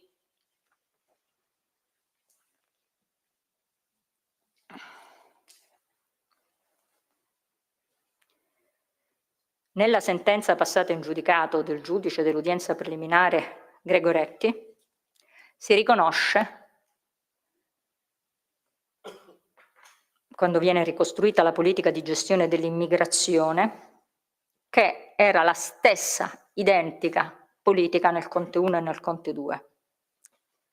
Si tratta, virgolettato questo, di una politica condivisa dalle forze che sostengono governo Conte 1 e governo Conte 2, dato che i ministri degli interni interessati che si sono succeduti nel tempo hanno avuto lo stesso modus procedendi. Da un lato fermezza e decisa proposizione del principio in base al quale prima si redistribuiscono i naufraghi salvati e dopo si fanno sbarcare dalle navi che sono andati a soccorrerli. Questa è la sentenza passata in giudicato del GUP di Catania. Dice che poi in udienza ci sono state delle timide precisazioni di alcuni, ma dice che a prescindere dalle timide precisazioni, in realtà questa era la politica. Agli atti troverete, e però abbiamo fatto un elenco per rendere più agevole la ricostruzione, la prova di tutto questo. Allora, vi leggo alcuni casi. Conte 1, Diciotti. Sbarco avvenuto a Catania il 26 agosto, a 10 giorni dalla richiesta del 17 agosto 2018. Sea-Watch 3, gennaio 19. Sbarco avvenuto a Catania, 31 gennaio 2019, a 12 giorni dalla richiesta del 20 gennaio 2019. Alan Kurdi, aprile 2019. Sbarco avvenuto a Malta il 13 aprile 2019, a 11 giorni dalla richiesta del 3 aprile 2019. Sea-Watch, giugno 2019. Sbarco avvenuto a Lampedusa il 29 giugno 2019, a 18 giorni dalla richiesta, 12 giugno 2019. Gregoretti, luglio 2019, sbarco avvenuto a Catania il 31 luglio 2019, a 5 giorni dalla richiesta il 27 luglio 2019. Però questo è il Conte 1, quindi Salvini. Conte 2. Ocean Viking, sbarco avvenuto a Lampedusa il 4 settembre 2019, a 4 giorni dalla richiesta dell'11 settembre 2019. Ocean Viking, settembre 2019. Sbarco avvenuto a Messina il 24 settembre 2019, a 6 giorni dalla richiesta del 19. E Ocean Viking, ottobre 2019, sbarco avvenuto a Pozzallo il 30 ottobre 2019, a 10 giorni dalla richiesta del 21 ottobre. E attenzione, Draghi. Ocean Viking, agosto 2021, sbarco avvenuto a Pozzallo 11 agosto 2021, 10 giorni dalla richiesta del 2 agosto 2021.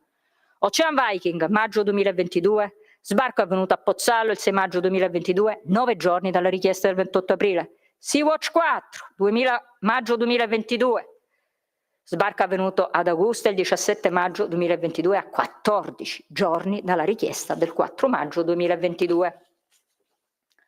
Geo Barents, maggio 2022, sbarco avvenuto a agosto il 19 maggio 2022, a 8 giorni dalla richiesta del 12 maggio 2022. Geo Barents di agosto 2022, sbarco avvenuto a Taranto il 6 agosto 2022, a 10 giorni dalla richiesta del 28 luglio 2002.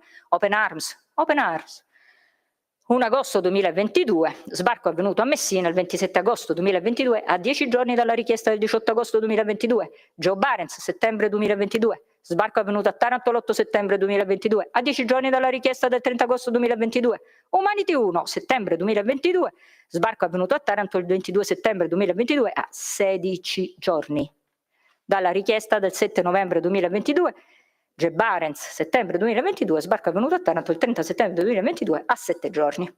Per essere completi, perché sennò sembro di parte, anche sotto il governo Meloni abbiamo un Ocean Viking a novembre 2022, sbarco avvenuto a Tolone a 16 giorni dalla richiesta di POS.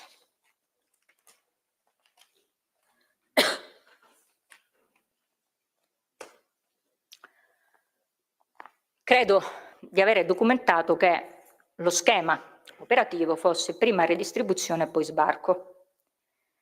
Attenzione a un tema: i sostenitori dell'accusa, preso atto di questo schema, hanno obiettato che comunque sostanzialmente la redistribuzione era avvenuta prima, era già terminata al momento dello scambio di lettere tra Conte e Salvini.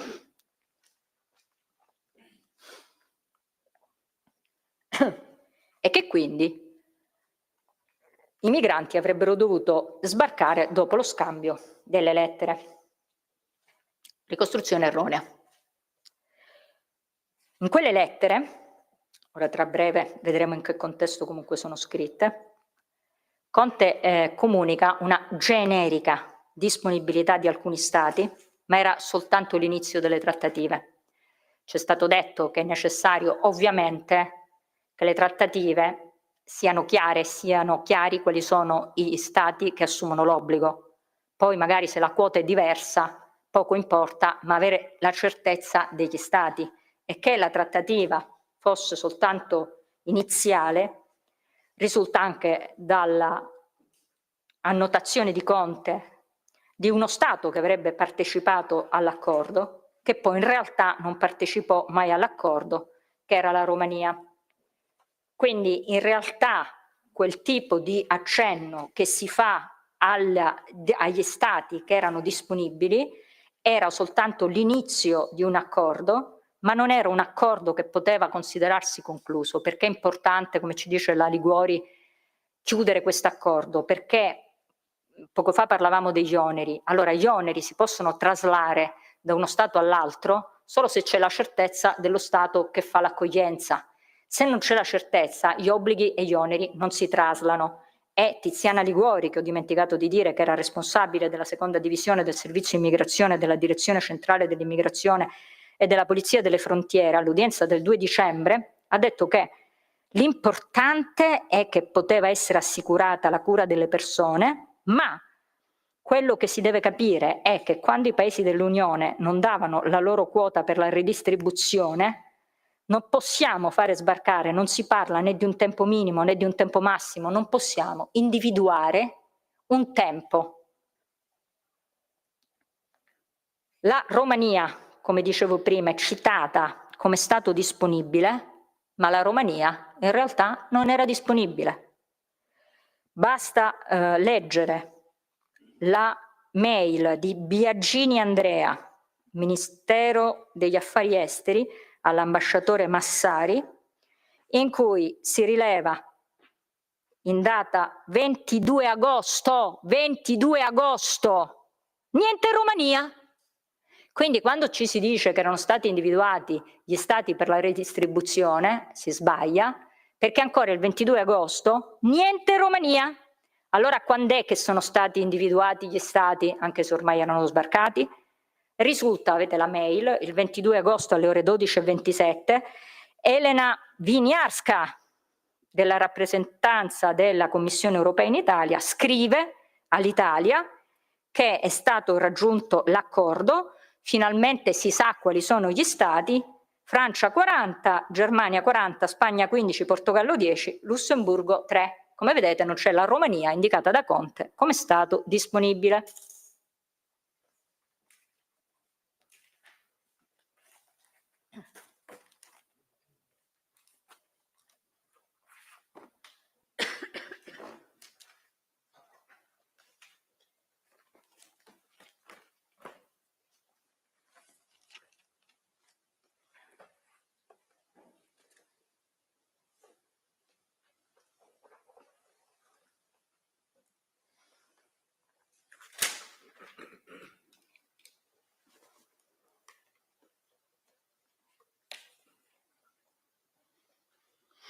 Secondo l'accusa, a partire dal giorno 14 agosto, Salvini agì in solitudine e il presidente Conte e gli altri ministri non avallarono le condotte oltranziste e contrarie al diritto poste in essere da Salvini. Naturalmente, per condotta oltranzista e contraria al diritto intendiamo quella di Salvini di far attendere i migranti sulla Open Arms in attesa dell'accordo di redistribuzione. Quindi, secondo l'accusa, tutto quello di cui ho parlato prima, cioè prima redistribuzione e poi sbarco, in realtà vale fino al 14. Il 14 cambiò lo schema. Ora, a parte che basterebbe vedere che poi nel Conte 2 è uguale, ma lasciamo perdere questo. Bisogna leggere con attenzione i documenti, le lettere. Come dicevo prima, quando si parla di processo politico, io sono una persona che non parla mai di processo politico perché penso che i PM sono politici, il tribunale, anche se condanna qualcosa di politico. Processo politico si intende un'altra cosa. Si intende che in un contesto politico, che bisogna leggere gli atti per il contesto politico e che bisogna leggere anche le finalità perseguite da Open in un contesto politico. E allora, le lettere del Presidente Conte, è stato detto, queste lettere sono lettere in cui il governo lasciava solo Salvini. E allora leggiamole tutte. Queste lettere si collocano nella fase della crisi politica di agosto 2019. È una fase particolare, perché c'era chi stava uscendo dal governo e c'era chi stava creando un altro governo. E quando si creano dei governi, legittimamente si lanciano dei messaggi, si lanciano dei pizzini d'amore.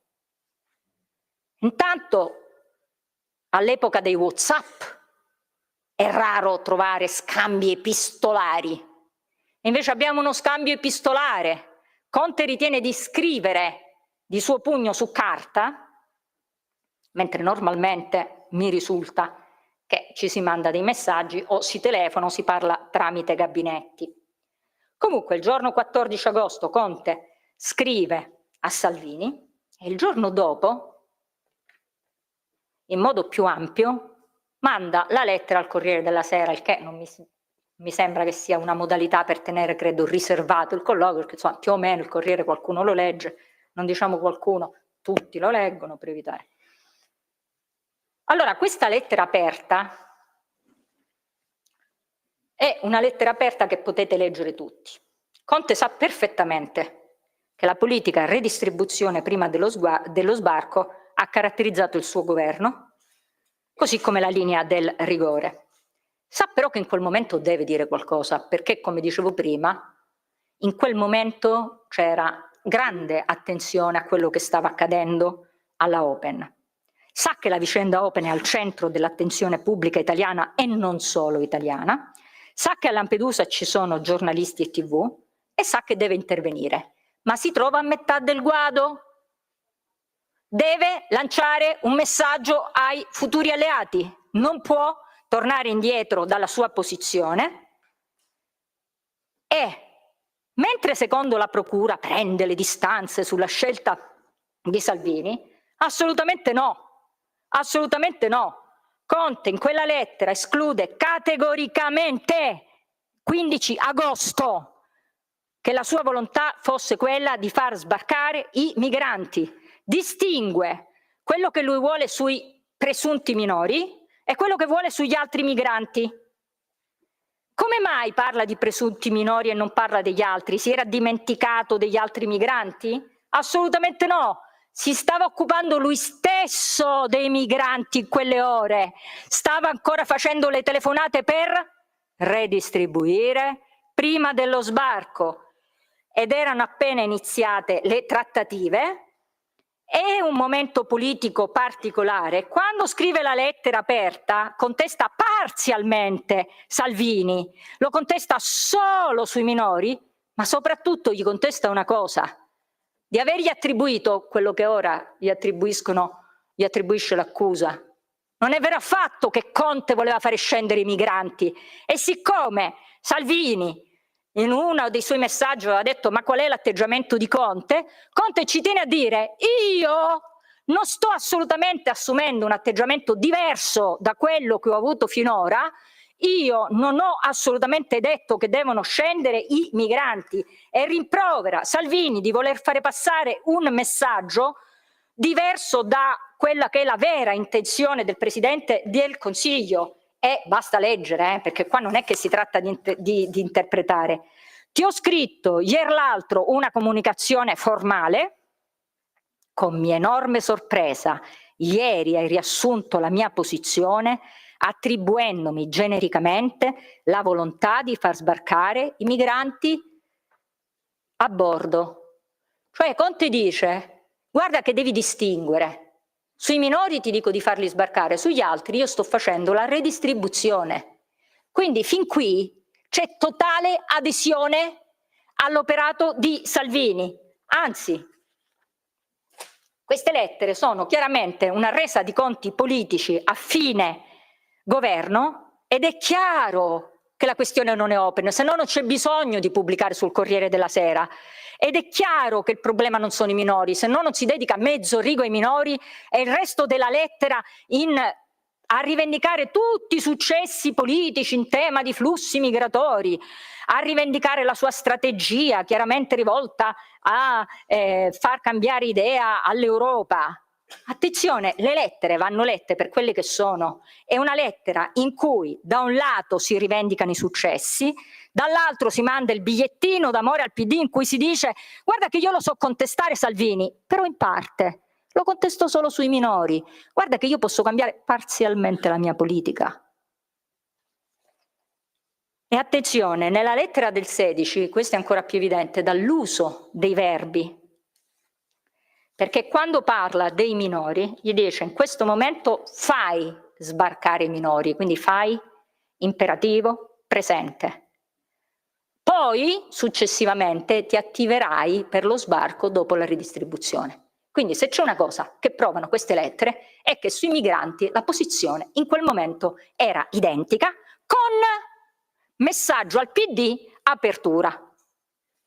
Naturalmente Salvini, che comunque sa leggere quelle lettere a fiuto politico, comprende che sono lettere scritte a nuora perché suocera intenda, laddove suocera è il PD, comprende che è un pizzino, comprende che gli critica solo parzialmente la linea politica, perché Salvini ricorda perfettamente che Conte aveva presentato il decreto sicurezza bis facendosi immortalare con dei cartelloni tipo sandwich sul petto in cui si esaltava il decreto sicurezza bis. Ricorda perfettamente che Conte aveva rivendicato redistribuzione e solo dopo gli sbarchi. E quindi risponde in punta di diritto, ma attenzione, questo mi sembra che non sia chiaro anche da un punto di vista questo giuridico. Quali sono i finali delle lettere di Salvini? Tutte e due le lettere scrive, io la penso in questo modo da un punto di vista giuridico, ma mi rimetto a te, assumi le iniziative che vuoi, ogni valutazione resta tua. Quindi Salvini, che ha capito che c'è un tema politico e forse anche un tema giuridico, dice ok, io la penso diversamente, fai tu.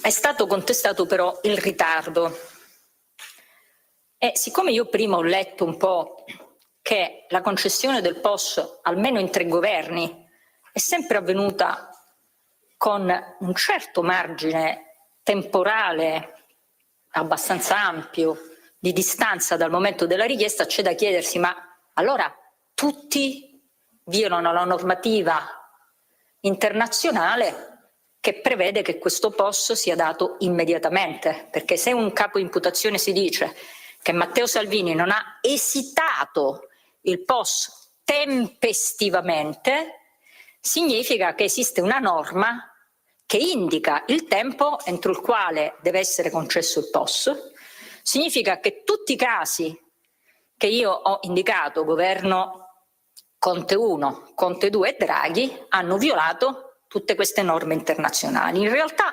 nessuno ha violato alcunché, perché nemmeno l'accusa ci ha indicato qual è la norma che prevede che il POS abbia una scadenza. Io credo che ci sia un po' di confusione da parte dell'accusa tra il concetto di POS e altri concetti. Intanto spesso ho sentito dire POS vuol dire porto sicuro. No. Place non è porto, place è posto. Il place of safety, cioè luogo sicuro, non è un porto sicuro. Il place of safety è un concetto ampio e può essere individuato sia sulla terraferma che in mare. In particolare è un luogo di sicurezza che potrebbe essere situato a terra, a bordo di un'unità di soccorso o di un'altra nave che possa servire come luogo di sicurezza fino a che i sopravvissuti siano sbarcati verso la successiva destinazione. Questa è l'esatta definizione di POS. Quindi non possiamo stabilire che il POS ha delle caratteristiche diverse.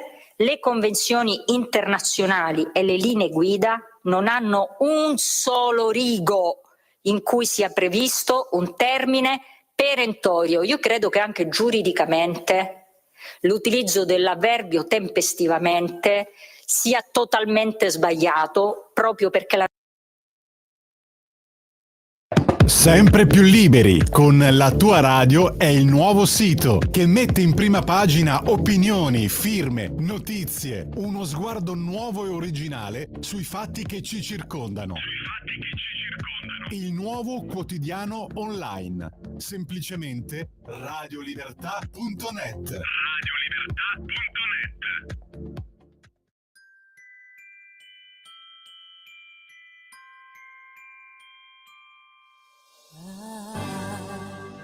Don't want a lot for Christmas.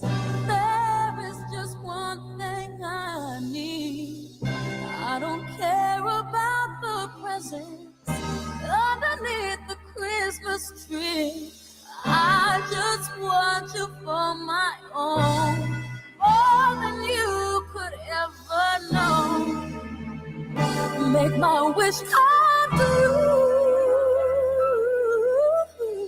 All I want for Christmas is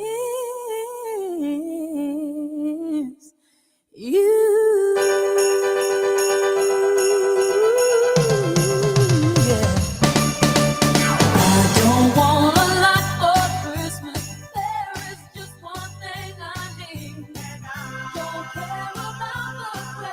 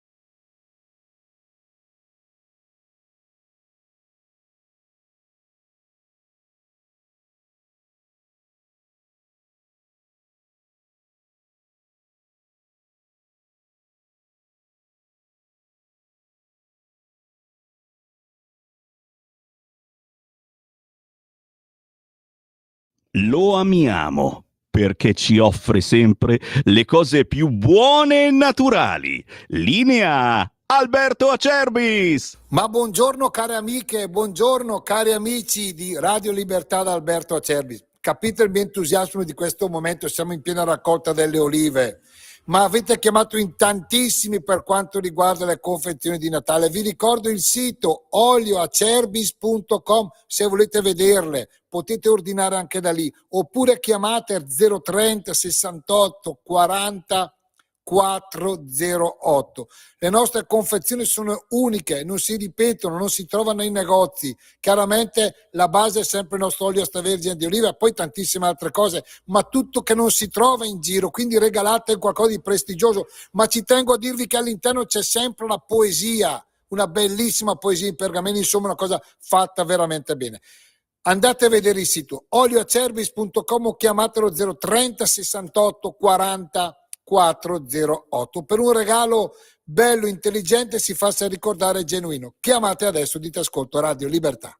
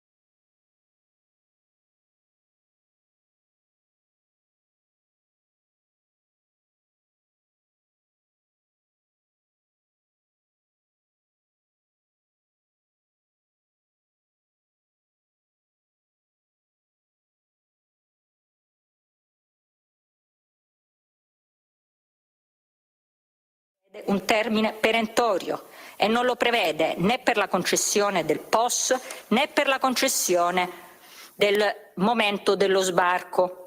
Perché? Perché la Convenzione SAR certamente prevede che gli Stati firmatari debbano garantire che sia prestata assistenza a ogni persona in pericolo in mare, senza distinzione sulle nazionalità, lo status.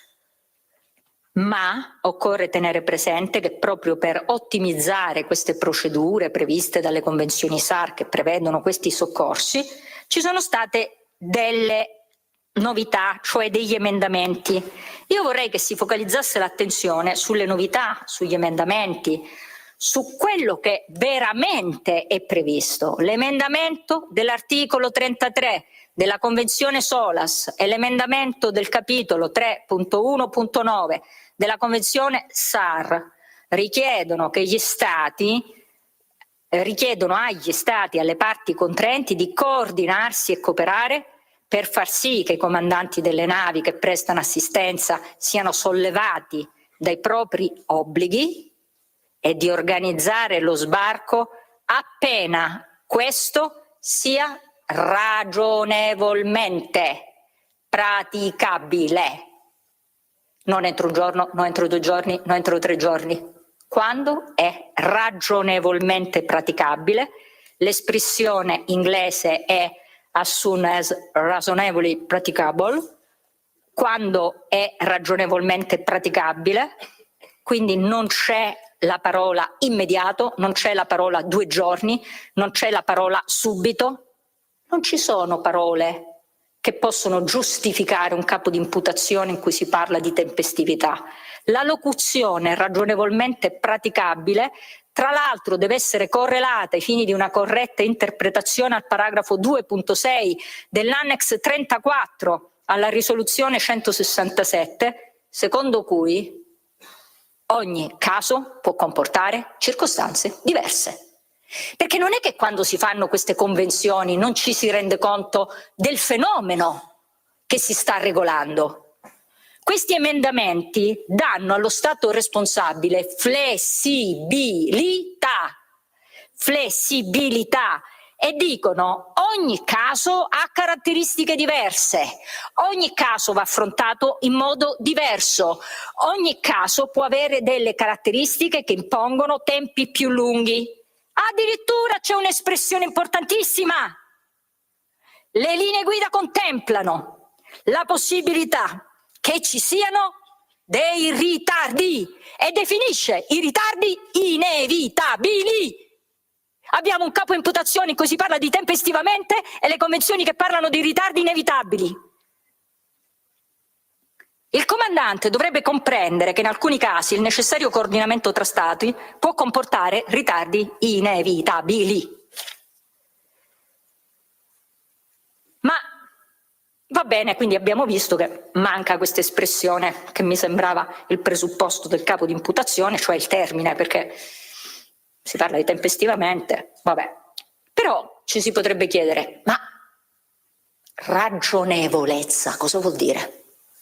Quello che è ragionevole per me può non essere per l'altro. E chi interpreta la ragionevolezza? Esistono dei parametri che consentono di stabilire quando è ragionevole e quando non è ragionevole? E soprattutto, quali sono gli interessi da prendere in considerazione?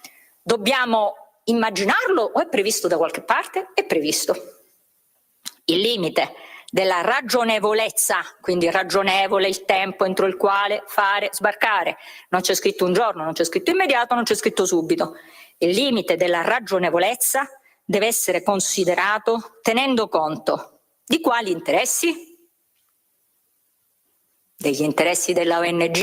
No, degli interessi dei migranti e dello Stato o degli Stati interessati. Quindi questi sono i 2 interessi. Però, Presidente, sono 2 gli interessi, non è uno solo. È chiaro che le esigenze primarie della salute possono condizionare la durata del tempo ragionevole.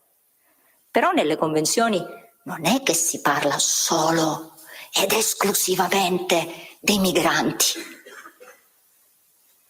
Si parla anche, e meno male, degli interessi dello Stato.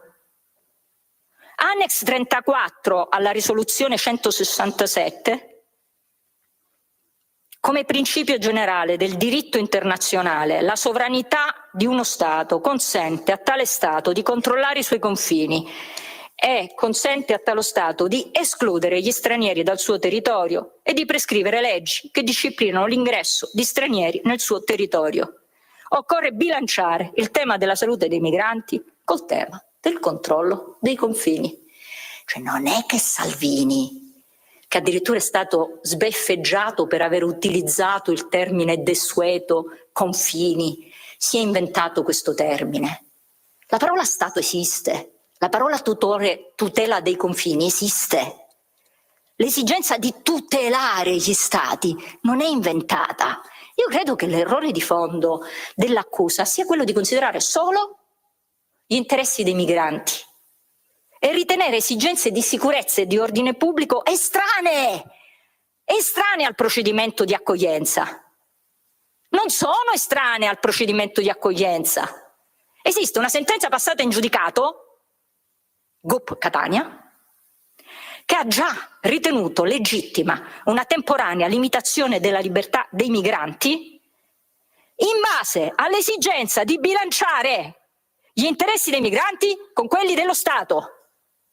Esistono gli interessi dello Stato e la sentenza ricorda lo status, la condizione del migrante, nel senso che quando si deve valutare giuridicamente la posizione del migrante si deve tenere conto che, virgolette, sentenza passata in giudicato, i migranti che giungono clandestinamente nel territorio nazionale si trovano in una situazione contraddistinta da una sorta di detenzione amministrativa o di libertà limitata che può durare diversi mesi e che viene caratterizzata con l'accettazione dei predetti nei centri di accoglienza da dove possono allontanarsi e dove permangono in attesa di tutti gli adempimenti del caso, anche se poi molti di loro si rendono praticamente irreperibili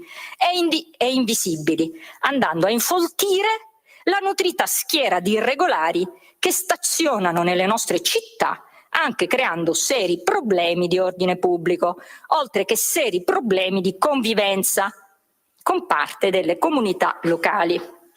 Questa è una sentenza passata in giudicato che, quando parla delle esigenze, degli interessi da porre a confronto, da bilanciare, fa presente che il migrante non ha uno stato di libertà assoluta, ma una porzione della sua libertà l'ha lasciata a casa accettando questo passaggio di condizione, la condizione di una libertà temporaneamente limitata.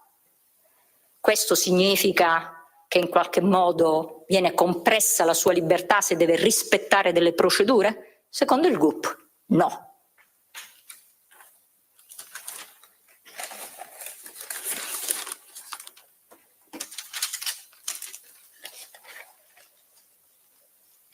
In linea con questa normativa internazionale che veramente va approfondita ed è una normativa che prevede esplicitamente flessibilità, libertà nell'individuazione della tempistica per il POS.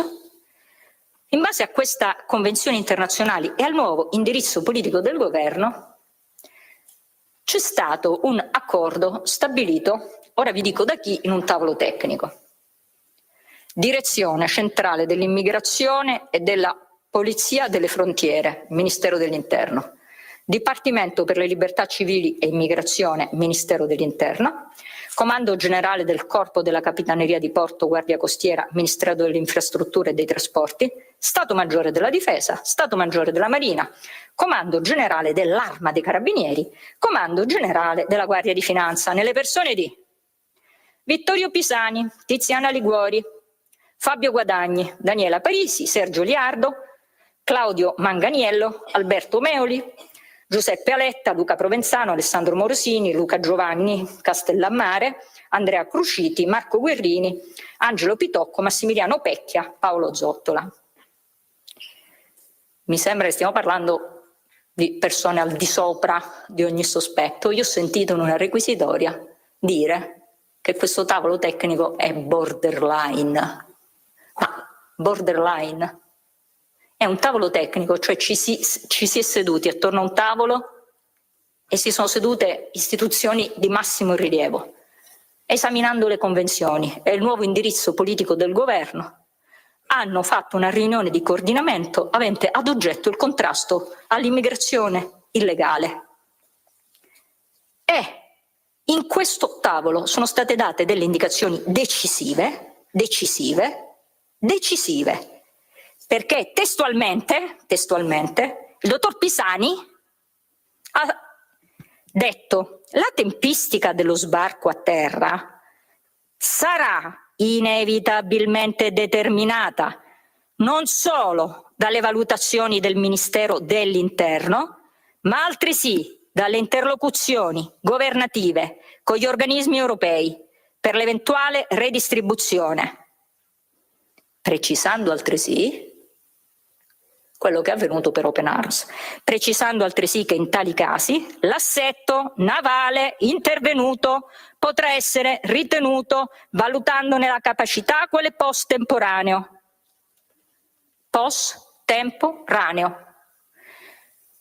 In questo tavolo tecnico si prende atto che le convenzioni parlano di flessibilità, si prende atto che il governo sta raggiungendo via via nuovi accordi di redistribuzione e che per non fare scattare gli oneri che sono previsti dall'accordo di Dublino bisogna prima redistribuire e poi sbarcare. E quindi si rende conto che è necessario stabilire che le varie navi devono essere POS. È chiaro che la nave può essere POS se non viene abbandonata in mezzo al mare, ma se si crea attorno alla nave una cinta di sicurezza in modo tale che ci sia non solo la sicurezza, ma un POS adeguato a tutelare i migranti. Ma le caratteristiche del POS, quali sono precisamente? Cioè ognuno di noi può dire questo è un POS, questo non è un POS, basta che sia una nave. Come facciamo a stabilire se Open era un POS? Può deciderlo un giudice perché non esiste nessun tipo di indicazione normativa e quindi discrezionalmente deve rendersi conto della situazione e stabilire POS o non è POS? O ci sono degli aiuti, ci sono delle strade, ci sono degli appigli normativi che come delle guide ci possono far capire se una nave è POS o non è POS? La risposta è ci sono. In particolare stiamo parlando del paragrafo 3 dell'appendix, alcuni commenti sulla legge internazionale alle stesse linee guida di cui parlavamo. La Convenzione SAR non definisce luogo sicuro, perché non c'è questa definizione. Tuttavia, perché essendo ovviamente delle linee guida, ti voglio guidare.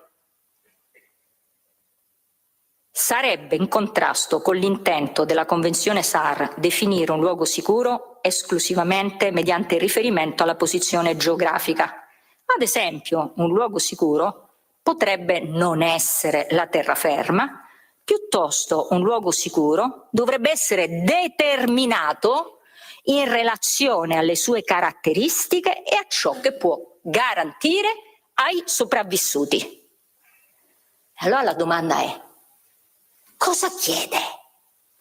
Che sia garantito ai sopravvissuti qualcosa che dobbiamo via via interpretare o c'è un elenco di ciò che deve essere garantito? C'è un elenco. È il luogo sicuro, quello in cui i sopravvissuti non siano in pericolo di vita e dove le necessità umane primarie, cibo 1, 2, riparo, 3, cure mediche, possano essere soddisfatte. Cibo, riparo e cure mediche. Cibo, riparo e cure mediche. È un posto sicuro da cui possa essere organizzato il trasporto dei sopravvissuti nella loro successiva o finale destinazione. Le linee guida interpretano e forniscono un elenco chiuso e tassativo. Noi non possiamo oggi dire eh sì, ma secondo me però ci deve essere questo requisito in più. No, non si può. È il luogo sicuro, quello nelle quali le operazioni di salvataggio si considerano concluse, in cui i sopravvissuti non sono più 1. pericolo di vita, 2. hanno cibo, riparo e cure mediche. Basta, basta. Non possiamo dire ma doveva avere la libertà di fare... No, è un post temporaneo, è un post temporaneo. Non possiamo dire che servono altri requisiti, anche perché se no non sarebbe temporaneo. Se no non verrebbe definito temporaneo. Questa è una prima tappa. Gli ulteriori diritti che esistono saranno soddisfatti alla destinazione finale. Ma in che situazione si trova allora Open Arms quando giunge in prossimità di Lampedusa? Viene abbandonata a se stessa? Ci sono pericoli per l'incolumità dei migranti? Ho sentito pure dei tentativi di suicidio. Ora vediamo. Intanto c'è un diario di bordo, poi su questo dirò qualcosa, da cui emerge un susseguirsi di sopralluoghi per verificare la situazione a bordo, evacuazioni, visite psicologiche e richiamo la deposizione di Liardo a partire da pagina 48, in cui ho chiesto a Liardo cosa succedeva quando c'era questa nave lì davanti a loro. Ci furono molte persone che andavano? Cosa succedeva? Ad esempio la consegna di viveri, come avveniva da parte di Astral. Chi è Astral? Astral è un'unità di un'organizzazione non governativa. Ci conferma che alle 18:44 salì una squadra di psicologi? Sì. Ci conferma che alle 19:49 del 15 agosto inizia l'evacuazione e viene completata e successivamente il 16? Sì. Le risulta che alle 12:04 del 16 c'è un nuovo permesso per imbarcare una squadra di psicologi? Sì. Le risulta che veniva continuamente autorizzato l'approvvigionamento di viveri e quant'altro necessario? Assolutamente sì. Le risulta che il 17 venne autorizzato a salire a bordo dell'armatore? Sì. Le risulta che alle 13:30 Open Arms venne autorizzata a fare compere? Compere. Lui su questo non se lo ricorda. Dopodiché, se andate a vedere il diario di bordo, visto che questa nave era isolata in mezzo al mare, chiedono di andare a fare compere i sequestrati, scendono i sequestrati e vanno a fare compere e tornano. E che si trattasse di un POS viene ribadito da una serie di testimoni che sono stati sentiti in questo processo, e in particolare ricordo le dichiarazioni dell'ammiraglio Liardo perché sono molto eloquenti. Ci fornisce un dato secondo me dirimente, e cioè Open Arms a quel punto era alla fonda, non era più in pericolo. Vi ricordate il primo requisito? Non essere in pericolo, in quanto l'equipaggio e i migranti erano nelle condizioni di essere ridossati, avevano l'assistenza sanitaria ogni qualvolta era necessario. Quindi garantita la salute, garantita la sicurezza. Inoltre vi erano le motovedette che pattugliavano per il caso in cui qualcuno si lanciasse in acqua. Non c'era pericolo, ti lanciavi e venivi ripreso. Ora vediamo perché si lanciavano, tra l'altro. Quindi, ammiraglio Liardo, avevano l'assistenza massima che potevamo dare.